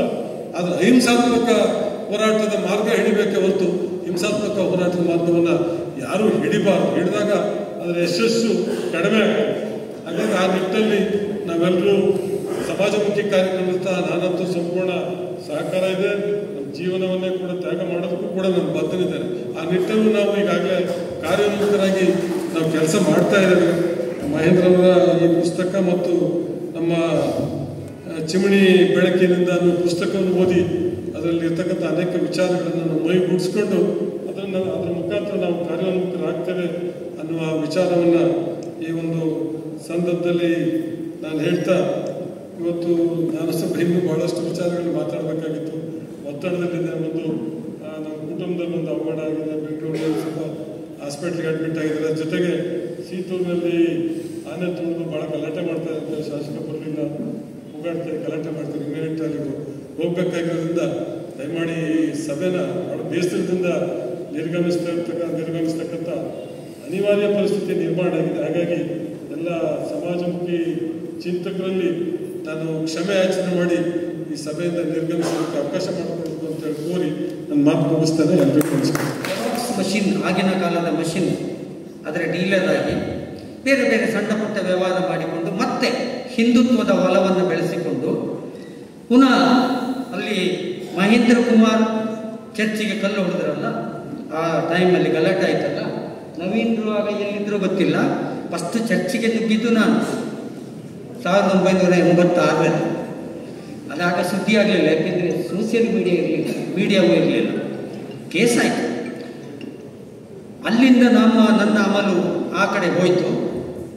ಅದರ ನಂತರ RSSಗೂ ನಮಗೂ ಸ್ವಲ್ಪ ಸೈದ್ಧಾಂತಿಕ ಭಿನ್ನಾಭಿಪ್ರಾಯ ಬಂದು ನಾವು ಹಿಂದೂ ಯುವ ಸೇನೆ ಅಂತ ಗುಣಕರ್ ಶೆಟ್ಟಿ ಅಂತ ನೀವೆಲ್ಲರೂ ಕೇಳಿರ್ಬೋದು, ಅವರ ಹತ್ಯೆ ಆಯಿತು. ಅವರ ನೇತೃತ್ವದಲ್ಲಿ ಹಿಂದೂ ಯುವ ಸೇನೆ ಮಾಡಿ ನಾನು ಅದರ ಲೀಡರ್ಶಿಪ್ ತಗೊಂಡ್ವಿ. ಕೊನೆಯಲ್ಲಿ ಒಂದು 8 ಕೇಸ್ ಆಯಿತು. ಗಡೀಪಾರಿಗೆ ಅಂದಾಜಾಯಿತು. ಸ್ವಲ್ಪ ದಿವಸ ಇವನನ್ನು ಮುಗಿಸಬೇಕು ಅಂತೇಳಿ ಒಂದಿಷ್ಟು ಹುಡುಗರು ಕಾದರು, ಬಚಾವಾದೆ. ಆಮೇಲೆ ಒಂದು ಸ್ವಲ್ಪ ದಿವಸ ಉದ್ದ ಕೂವಿ ಹಿಡ್ಕೊಂಡು ಒಬ್ಬ ಪೊಲೀಸ್ ರಕ್ಷಣೆ ಇತ್ತು.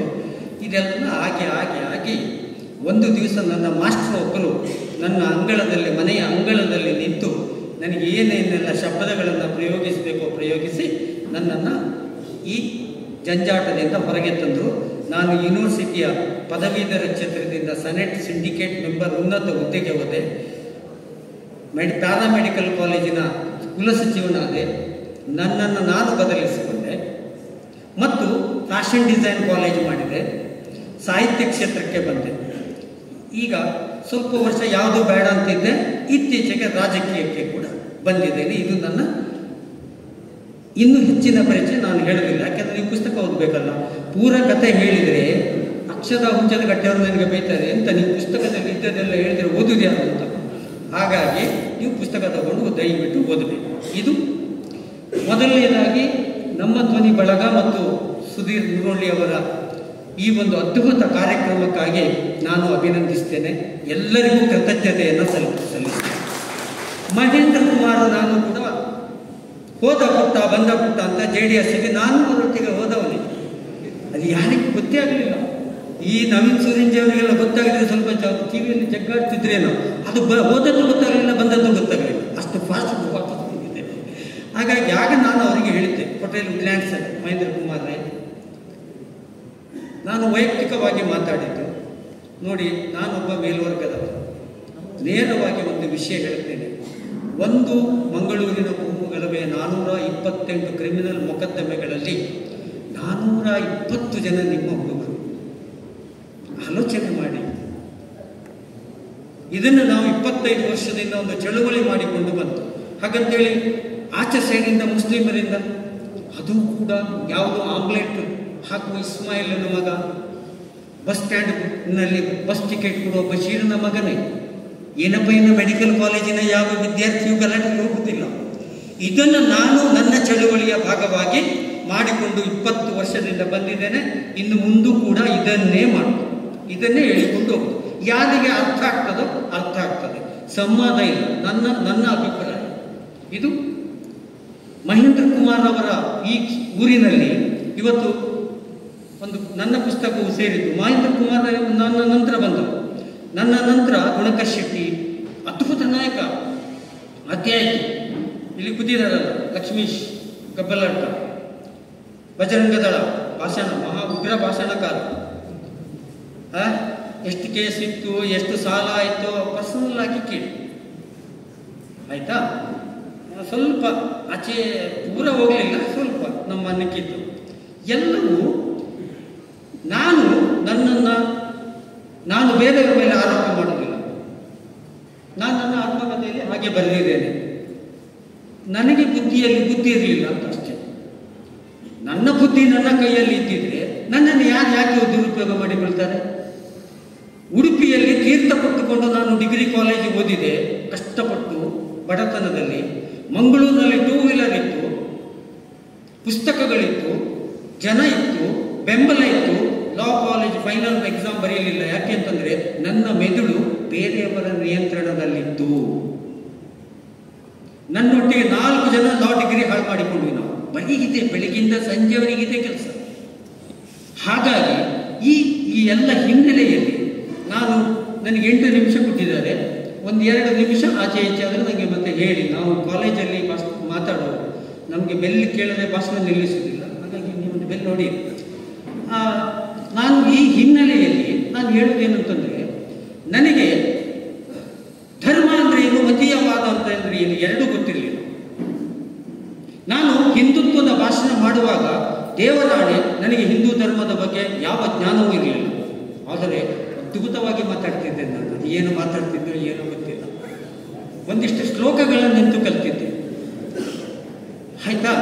ನಾವು ಬ್ರಾಹ್ಮಣ ಸಂಧ್ಯಾ ವಂದನೆ ಮಾಡ್ತೇವೆ. ಓಂ ಋಗ್ವೇದಾಯ ಸ್ವ, ಯಜುರ್ವೇದಾಯ ಸ್ವ, ಸಾಮವೇದಾಯ ಸ್ವ ಅಂತ 3 ವೇದದ ಹೆಸರು ಗೊತ್ತಿತ್ತು. ಅದು ವೇದ ಅಂತ ಗೊತ್ತಿತ್ತು. ಅಥರ್ವಣ ವೇದ ತಂದಿದೆ ಅಂತ ಅದು ಗೊತ್ತಿರಲಿಲ್ಲ. ಅದು ಆಮೇಲೆ ಗೊತ್ತಾದದ್ದು. ಅಂದರೆ ಧರ್ಮದ ಪರಿಕಲ್ಪನೆ 3. ಎಲ್ಲ ಧರ್ಮಗಳು ಹುಟ್ಟಿದ್ದು ಕೂಡ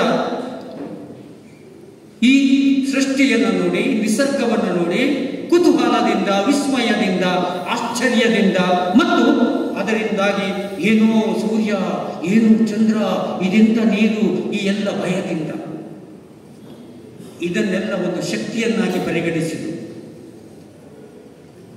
ಅದು ಸುಮೇರಿಯನ್ ಧರ್ಮದಿಂದ ಹಿಡಿದು, ಸುಮೇರಿಯನ್ ಧರ್ಮ ಮೊದಲ ಸಿವಿಲೈಸೇಷನ್, ಅಲ್ಲಿ ಕೂಡ ಅವರು ಸೂರ್ಯ, ಚಂದ್ರ ಮತ್ತು ನೀರನ್ನ ಪೂಜಿಸ್ತಾ ಇದ್ರು.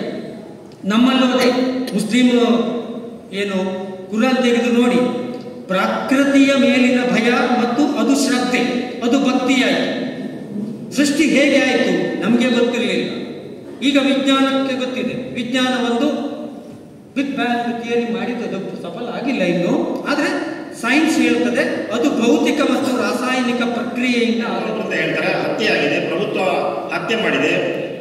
ಅದೇ ಊರಲ್ಲಿ ಇವರ ಮಹೇಂದ್ರ ಕುಮಾರ್ ಅವರ ಮೂಲ ಊರು ಅದೇ ಹೆಬ್ರಿ. ಅವರ ತಾಯಿ ಹೆಬ್ರಿ ಅವರು ಬಂಟ ಸಮುದಾಯದವರು, ಅವರ ತಂದೆ ಕೊಪ್ಪದವರು ಒಕ್ಕಲಿಗ ಸಮುದಾಯದವರು. ಅವರು ಅಂತರ್ಜಾತೀಯ ಮದುವೆಯಾಗಿ ಒಂದು ರೀತಿ ಆದಿವಾಸಿಗಳ ಬದುಕು ಯಾವ ರೀತಿ ಇತ್ತೋ ಅದೇ ರೀತಿಯ ಬದುಕನ್ನು ಮಹೇಂದ್ರ ಕುಮಾರ್ ಕೂಡ ಬಾಲ್ಯದಲ್ಲಿ ಆ ರೀತಿಯ ಬದುಕನ್ನು ಸಾಗಿಸಿದ್ರು ಅನ್ನುವಂಥದ್ದು ನಮಗೆ ಅವರ ಬದುಕನ್ನು ನೋಡಿದಾಗ ಗೊತ್ತಾಗುತ್ತೆ.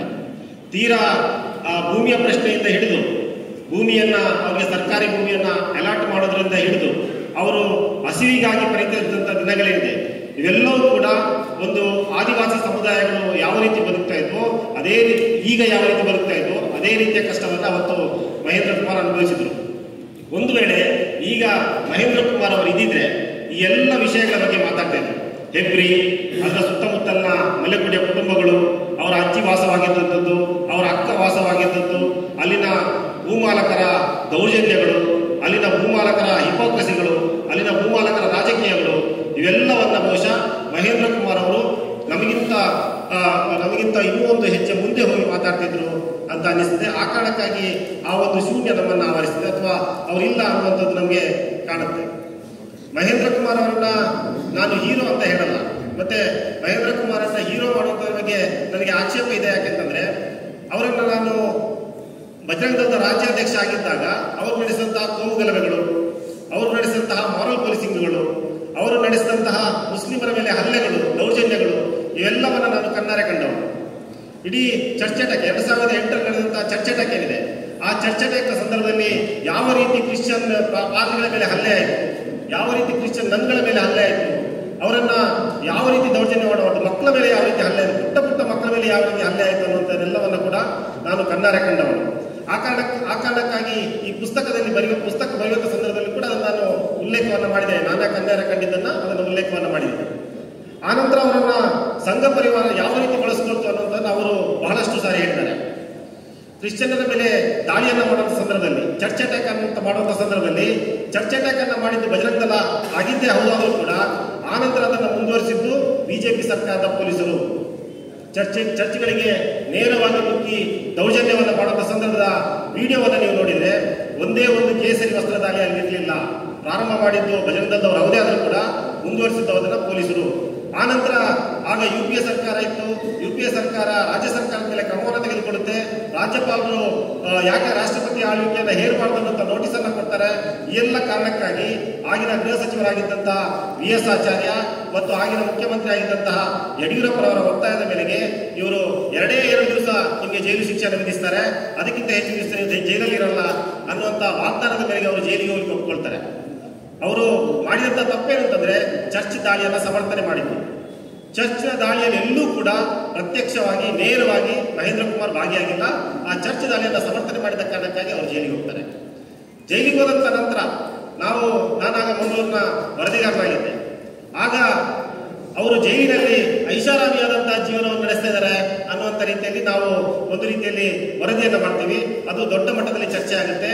ಆನಂತರ ಅವರಿಗೆ ಜೈಲಲ್ಲಿರುವಾಗ ಅತ್ಯಂತ ಹೆಚ್ಚು ಕಾಟ ಕೊಟ್ಟವರು ಯಾರಿದೆ ಅದು ನಾವೇ.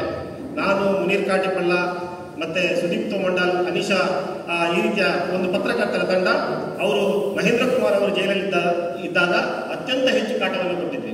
ಅವರು ಪ್ರಾರಂಭದ ದಿನದಲ್ಲಿ ಜೈಲಲ್ಲಿ ಇರಲಿಲ್ಲ. ಅವರು ಜೈಲರ್ನ ಮನೆಯಲ್ಲಿ ಇರ್ತಿದ್ರು ಅಥವಾ ಜೈಲರ್ನ ಚೇಂಬರ್ ಅಲ್ಲಿ ಮಲಗ್ತಾ ಇದ್ರು. ಜೈಲರ್ನ ಚೇಂಬರ್ ಅಲ್ಲಿ ಮಲಗ್ತಾ ಇದ್ದ ಸಂದರ್ಭದಲ್ಲಿ ನಾವು ಅದನ್ನ ವರದಿಯನ್ನ ಮಾಡಿದ್ವಿ. ಆನಂತರ ಚರ್ಚೆಯನ್ನು ಹುಟ್ಟಾಕಿದ್ವಿ. ಆಗ ಈ ರೀತಿ ಸೋಷಿಯಲ್ ಮೀಡಿಯಾ ಇಷ್ಟೊಂದು ಪ್ರಭಾವಶಾಲಿ ಆಗಿರಲಿಲ್ಲ. ಆಗ ಆರ್ಥಿಕ ಎಲ್ಲ ಇತ್ತು.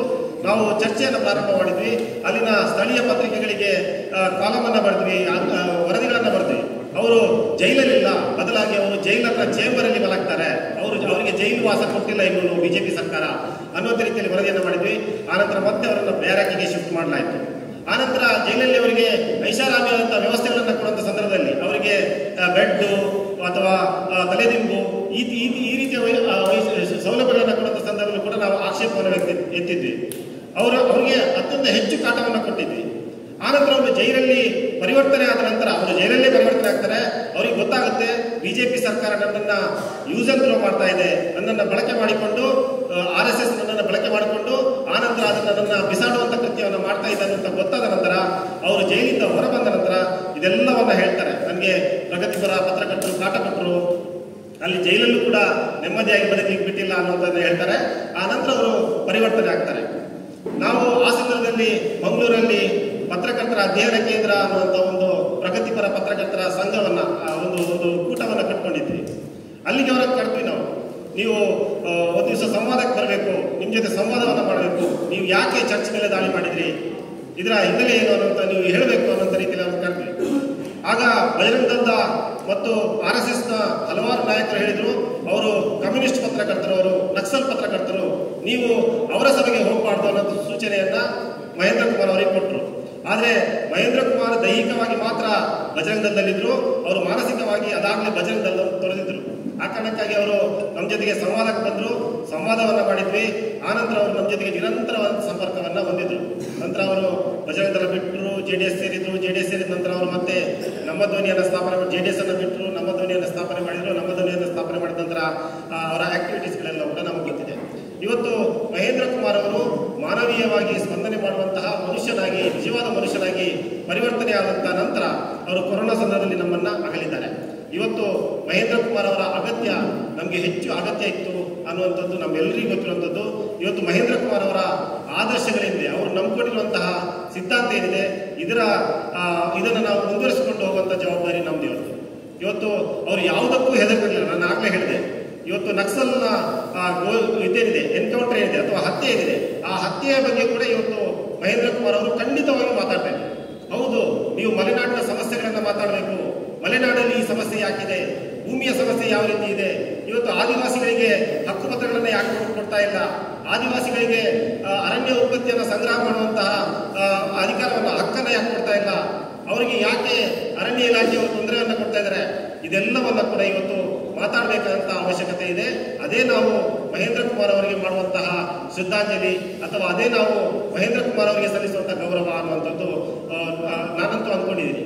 ಆನಂತರ ಮುಸ್ಲಿಮರ ಮೇಲೆ ನಡೆದಂಥ ದಾಳಿಗಳು, ಮುಸ್ಲಿಮರ ಮೇಲೆ ನಡೆಯುವಂತಹ ದಾಳಿಗಳು, ಅವರನ್ನು ಅನುಮಾನಿಸುವಂತಹ ಪ್ರವೃತ್ತಿ ಏನಿದೆ, ಇವೆಲ್ಲವನ್ನ ಕೂಡ ಮಹೇಂದ್ರ ಕುಮಾರ್ ಅವರು ಬಹಳ ಕಟುವಾಗಿ ವಿಮರ್ಶೆ ಮಾಡ್ತಾ ಇದ್ರು. ಅವರ ನಮ್ಮ ಧ್ವನಿ ಅಂತ ಯೂಟ್ಯೂಬ್ ಚಾನಲ್ ಇರ್ಬೋದು, ಆನಂತರ CAA ಹೋರಾಟ ಇರ್ಬೋದು, ಅಥವಾ NRC ಹೋರಾಟ ಇರ್ಬೋದು, ಇವುಗಳಲ್ಲಿ ಅವರು ಭಾಗಿಯಾಗಿ ನೇರವಾದಂತಹ ವಾಗ್ದಾಳಿಯನ್ನ RSS ಮೇಲೆ ಅಥವಾ ದ್ವೇಷ ಭಾಷಣಕಾರರ ಮೇಲೆ ಅಥವಾ ಹಿಂದುತ್ವದ ರಾಜಕಾರಣಿಗಳ ಮೇಲೆ ಮಾಡ್ತಾ ಇದ್ರು ಅನ್ನೋದನ್ನ ನಾವು ತಿಳ್ಕೋಬೇಕು. ಮತ್ತು ಅದನ್ನು ನಾವು ಈಗ ಮುಂದುವರಿಸಿಕೊಂಡು ಹೋಗುವಂತ ಜವಾಬ್ದಾರಿ ನಮ್ದಿದೆ ಅನ್ನೋದನ್ನು ಕೂಡ ನಾವು ತಿಳ್ಕೋಬೇಕು. ಸೊ ಆ ಕಾರಣದಿಂದಾಗಿ ಇವತ್ತಿನ ಈ ಪುಸ್ತಕ ಬಿಡುಗಡೆ ಕಾರ್ಯಕ್ರಮ ಇದೆ, ಇದು ಅತ್ಯಂತ ಮುಖ್ಯ ಆಗುತ್ತೆ. ವೇದಿಕೆಯಲ್ಲಿರುವಂತಹ ಎಲ್ಲ ಅತಿಥಿಗಳು ಇದರ ಬಗ್ಗೆ ಇನ್ನಷ್ಟು ಹೆಚ್ಚು ಮಾತಾಡ್ತಾರೆ. ಪ್ರಕಾಶಕನಾದವನು ಪುಸ್ತಕ ಬಿಡುಗಡೆ ಸಂದರ್ಭಗಳು ಮಾತಾಡಬಾರ್ದು. ಯಾಕೆ ಮಾತಾಡಬಾರ್ದು ಅಂತಂದರೆ ಅವನ ಪುಸ್ತಕಗಳು ಮಾತಾಡಬೇಕು. ಪುಸ್ತಕಗಳು ಮಾತಾಡಿದ್ರೆ ನಿಮ್ಮ ಜೊತೆಗೆ ಇದ್ದೇ ಇದೆ. ಆದರೂ ಒಂದೆರಡು ಮಾತುಗಳನ್ನ ಹೇಳ್ತೇನೆ. ಈ ಸಭಾಂಗಣದಲ್ಲಿ ಇಷ್ಟೆಲ್ಲ ನಾವು ಸೇರಿದ್ದೀವಲ್ಲ, ನಮ್ಮ ಹೊರಗಿನ ಚಹರೆಗಳು ಬೇರೆ ಬೇರೆ ಇದ್ದಾವೆ, ನಮ್ಮ ಹೊರಗಿನ ಲಾಂಛನಗಳು ಬೇರೆ ಬೇರೆ ಇದ್ದಾವೆ. ಒಬ್ಬರು ಕ್ರೈಸ್ತ ಧರ್ಮದ ಲಾಂಛನ ಧರಿಸಿರ್ಬೋದು, ಜನಿವಾರ ಧರಿಸಿರ್ಬೋದು, ಲಿಂಗ ಧರಿಸಿರ್ಬೋದು, ಬೇರೆ ಬೇರೆ ಧರಿಸಿರ್ಬೋದು, ಗಡ್ಡ ಬಿಟ್ಟಿರ್ಬೋದು, ಗಡ್ಡ ಬಿಡದೇ ಇರ್ಬೋದು. ಮನುಷ್ಯನ ಹೊರಗಿನ ಚಹರೆಗಳನ್ನು ಬದಲಿಸ್ಕೊಳ್ಳೋದು ಸಹಜ ಇದೆ. ನಿಸರ್ಗ ಹೊರಗಿನ ಚಹರೆಗಳನ್ನು ಬದಲಿಸ್ಕೊಳ್ಳಿಕ್ಕೆ ಅವಕಾಶ ಕೊಟ್ಟಿದೆ. ಆದರೆ ಒಳಗಿನ ಚಹರೆಗಳದವಲ್ಲ, ಅದನ್ನು ಬದಲಿಸ್ಕೊಳ್ಳಿಕ್ಕೆ ಆಗೋದಿಲ್ಲ. ನಮ್ಮ ರಕ್ತದ ಬಣ್ಣವನ್ನು ಬದಲಿಸ್ಕೊಳ್ಳಿಕ್ಕೆ ಆಗಂಗಿಲ್ಲ. ನಮ್ಮ ರಕ್ತದ ಇದು ಇದೆಯಲ್ಲ, A positive, B positive, AB negative, ಇವುಗಳನ್ನೇನೋ ಬದಲಿಸ್ಕೊಳ್ಳಿಕ್ಕಾಗತ್ತ? ಈ ಮನುಷ್ಯರು ಈ ದೇಶದೊಳಗಡೆ ಒಂದು ಭಾಷೆಯನ್ನೇ ಕಟ್ಟಬೇಕು ಅಂತ ಹೊಂಟವರಿದ್ದಾರೆ, ಒಂದು ಧರ್ಮವನ್ನು ಕಟ್ಟಬೇಕು ಅಂತ ಹೊಂಟವರಿದ್ದಾರೆ. ಒಂದು ರಕ್ತವನ್ನು ಕಟ್ಕೊಳ್ಳಿಕ್ಕೆ ಅವರಿಂದ ಸಾಧ್ಯ ಆಗುತ್ತಾ ಅಂತ ನಾವು ಕೇಳಬೇಕಾಗುತ್ತೆ. ಒಂದೇ ರಕ್ತ. ಮನುಷ್ಯನ ಹೊರಚಾರಗಳನ್ನು ಬದಲಿಸಲಿಕ್ಕೆ ಈ ಪ್ರಭುತ್ವ ನಿರಂತರವಾಗಿ ಪ್ರಯತ್ನ ಮಾಡ್ತಾನೆ ಬಂದಿದೆ. ಅದಕ್ಕಾಗಿ ಮನುಷ್ಯರ ನಡುವೆ ದ್ವೇಷ ಹಚ್ಚತಕ್ಕಂಥ ಕೆಲಸ ಮಾಡಬೇಕು. ಆದರೆ ಈ ನಿಸರ್ಗದತ್ತವಂತ ಮನುಷ್ಯನ ಒಳ ಚಹರೆಗಳದವಲ್ಲ, ಅದು ಮನುಷ್ಯರನ್ನು ಪ್ರೀತಿ ಮಾಡಲಿಕ್ಕೆ ಹಚ್ತದೆ, ಮನುಷ್ಯತ್ವವನ್ನು ಕಲಿಸ್ಕೊಳ್ಳಿಕ್ಕೆ ಹಚ್ತದೆ. ಆ ಮನುಷ್ಯತ್ವವನ್ನು, ಪ್ರೀತಿಯನ್ನು, ದ್ವೇಷದ ನೆಲೆಯನ್ನು ದಾಟಿ ಮನುಷ್ಯತ್ವದ ನೆಲೆಗೆ ಬಂದಿರತಕ್ಕಂಥ ಮಹೇಂದ್ರ ಕುಮಾರ ಬಹಳ ದೊಡ್ಡ ವ್ಯಕ್ತಿಯಾಗಿ ನಾನು ಕಂಡಿದ್ದರಿಂದ ಈ ಪುಸ್ತಕವನ್ನು ಪ್ರಕಟ ಮಾಡಿದೆ. ಬಹುಶಃ ನಾವೆಲ್ಲರೂ ಕೂಡ ಮನುಷ್ಯತ್ವದ ನೆಲೆ ಒಳಗಡೆ ಹೋಗಬೇಕು, ಪ್ರೀತಿಯ ನೆಲೆ ಒಳಗಡೆ ಹೋಗಬೇಕು. ಇವತ್ತು ನಮಗೆ ಬೇಕಾಗಿರುವಂಥದ್ದು ದ್ವೇಷ ಅಲ್ಲ. ನಮ್ಮ ಆ ದ್ವೇಷವನ್ನು ಹುಟ್ಟಿಸಲಿಕ್ಕೆ ಏನೆಲ್ಲ ಇದ್ದಾವೆ, ಆದರೆ ಅದನ್ನೆಲ್ಲ ದಾಟಿ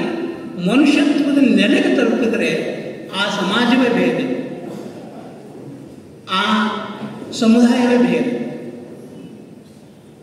ಇವತ್ತು ನಾವು ಎಲ್ಲ ಮನುಷ್ಯರನ್ನು ಒಟ್ಟಾಗಿಸುವಂಥ ಕೆಲಸದ ಕಡೆ ಗಮನ ಕೊಡಬೇಕಾಗಿದೆ. ದ್ವೇಷ ಮಾಡೋದ್ರ ಬಗ್ಗೆ ಅಲ್ಲ.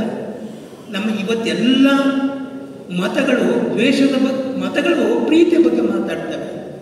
ಆ ಮತಗಳನ್ನು ಅನುಸರಿಸತಕ್ಕಂಥವರು ದ್ವೇಷದ ಬಗ್ಗೆ ಮಾತಾಡಲಿಕ್ಕತ್ತಿದ್ದಾರೆ. ಇದು ದೊಡ್ಡ ವಿಪರ್ಯಾಸ. ಮತವನ್ನು ಅನುಸರಿಸತಕ್ಕಂಥ ಅನುಯಾಯಿಗಳಿದ್ದಾರೆ, ಅವರು ದ್ವೇಷದ ಬಗ್ಗೆ ಮಾತಾಡ್ತಾರೆ. ಎಲ್ಲ ಮತಗಳು ಪ್ರೀತಿಯ ಬಗ್ಗೆ ಮಾತಾಡ್ತಾರೆ. ಆ ಮತಗಳು ಪ್ರೀತಿ ಮಾತಾಡ್ತವೆ ಅನ್ನುವಂಥದ್ದನ್ನು ಮರೆಮಾಚುವಂಥ ಕೆಲಸಗಳು ನಡೀತಾ ಇದ್ದಾವೆ. ಅದಕ್ಕೆ ಈ ಸಮಾಜ ಹಿಂಗಾಗ್ತಾ ಇದೆ. ಸಮಾಜವನ್ನ ಪ್ರತಿ ಹಂತದೊಳಗಡೆ, ಪ್ರತಿ ಘಟ್ಟದೊಳಗಡೆ ವಿಭಜಿಸುವಂಥ ಕೆಲಸ ನಡೀತಾ ಇದೆ. ಮನುಷ್ಯನ ಒಟ್ಟುಗೂಡಿಸುವಂಥ ಕೆಲಸ ಅಲ್ಲ ಇವತ್ತಿನ ಪ್ರಭುತ್ವ ಮಾಡ್ತಾ ಇರೋದು ಮನುಷ್ಯನ ಒಟ್ಟುಗೂಡಿಸುವ ಕೆಲಸ ಅಲ್ಲ. ಮನುಷ್ಯರನ್ನು ಹೇಗೆ ಯಾವ ನೆವದೊಳಗಡೆ ವಿಭಜಿಸಬೇಕು, ಒಡಿಬೇಕು, ಅದನ್ನೆಲ್ಲವನ್ನು ಮಾಡ್ತಾ ಇದ್ದೀವಿ. ನಾವು ಎಲ್ಲಿಗೆ ತಲುಪಿದ್ದೀವಿ ಅಂತ ನಾವು ವಿಚಾರ ಮಾಡಬೇಕಾಗಿದೆ. ಇವತ್ತು ಆಗಲೇ ಇಲ್ಲೆಲ್ಲ ಪ್ರಸ್ತಾಪ ಆಯಿತು ಅನ್ನೋ ಕಾರಣಗಳಿಗೆ ಆ ಮಾತು ಹೇಳ್ತಾರೆ. ಒಬ್ಬ ನಕ್ಸಲ್ ಸತ್ತ, ಒಬ್ಬ ಬಜರಂಗಿ ಸತ್ತ ಅಂತ ಹೇಳಿ. ಆದ್ರೆ ಯಾವತ್ತೂ ಕೂಡ ಮನುಷ್ಯ ಸತ್ತ ಅಂತ ಯೋಚನೆ ಮಾಡಲ್ಲ. ಪ್ರಭುತ್ವ ಕೊಲ್ಲುವಂಥ ಕೆಲಸ ಮಾಡ್ತಾ ಇರುವಾಗ, ಕೊಲ್ತಾ ಇರುವಾಗ ನಾವೇನು ಅದಕ್ಕೇನು ಅನಿಸೋದಿಲ್ಲ. ಆದ್ರೆ ಜನ ತಮ್ಮ ಅನ್ಯಾಯಕ್ಕೆ, ತಮ್ಮ ಮೇಲಾಗ್ತಕ್ಕಂಥ ಶೋಷಣೆಗೆ, ತಮ್ಮ ಹಕ್ಕುಗಳಿಗಾಗಿ ಹೋರಾಟ ಮಾಡಿ ಯಾರನ್ನಾದರೂ ಕೂಡ ಅನಿವಾರ್ಯವಾಗಿ ಕೊಲ್ಲುವಂಥದ್ದು ಬೇರೆ, ಅದು ನೋಡುವಂಥದ್ದು ದೃಷ್ಟಿ ಬೇರೆ ಆಗ್ತದೆ. ದೊಡ್ಡ ವಿಪರ್ಯಾಸದೊಳಗಡೆ ನಾವು ಇದ್ದೀವಿ. ಆ ಎಲ್ಲ ವಿಪರ್ಯಾಸವನ್ನು ಕಡಿಮೆ ಮಾಡ್ತಾ ಎಲ್ಲರ ನಡುವೆ ಒಂದು ಸಮಾನತೆ ತರುವಂಥ, ಸಮಾನವಾಗಿ ಬದುಕ್ತಕ್ಕಂಥ, ಎಲ್ಲರೂ ಕೂಡ ಸಮಾನವಾಗಿ ಪ್ರೀತಿಸುವಂಥ ಒಂದು ವಾತಾವರಣ ನಿರ್ಮಾಣ ಆಗಬೇಕು ಅಂತೇಳಿ ಅಂತ ಒಂದು ಸಂದೇಶ ನಡುಬಗ್ಗಿಸದ ಎದೆಯ ತನ್ನೊಳಗಡೆ ಇದೆ. ಮನುಷ್ಯನಾದವನು ಯಾವತ್ತೂ ನಡುಬಗ್ಗಿಸಬಾರದು. ಆ ಸ್ವಾಭಿಮಾನವನ್ನು ಇಟ್ಕೊಂಡು, ಆ ಪ್ರೀತಿಯನ್ನು ಇಟ್ಕೊಂಡು ನಾವೆಲ್ಲರೂ ಇರಬೇಕು ಅಂತ ಹೇಳಿ ಈ ಪುಸ್ತಕವನ್ನು ಮಡಿಲಿಗೆ ಅರ್ಪಿಸ್ತೇನೆ. ಓದಿ, ಪ್ರತಿಕ್ರಿಯಿಸಿ. ನಮಸ್ಕಾರ.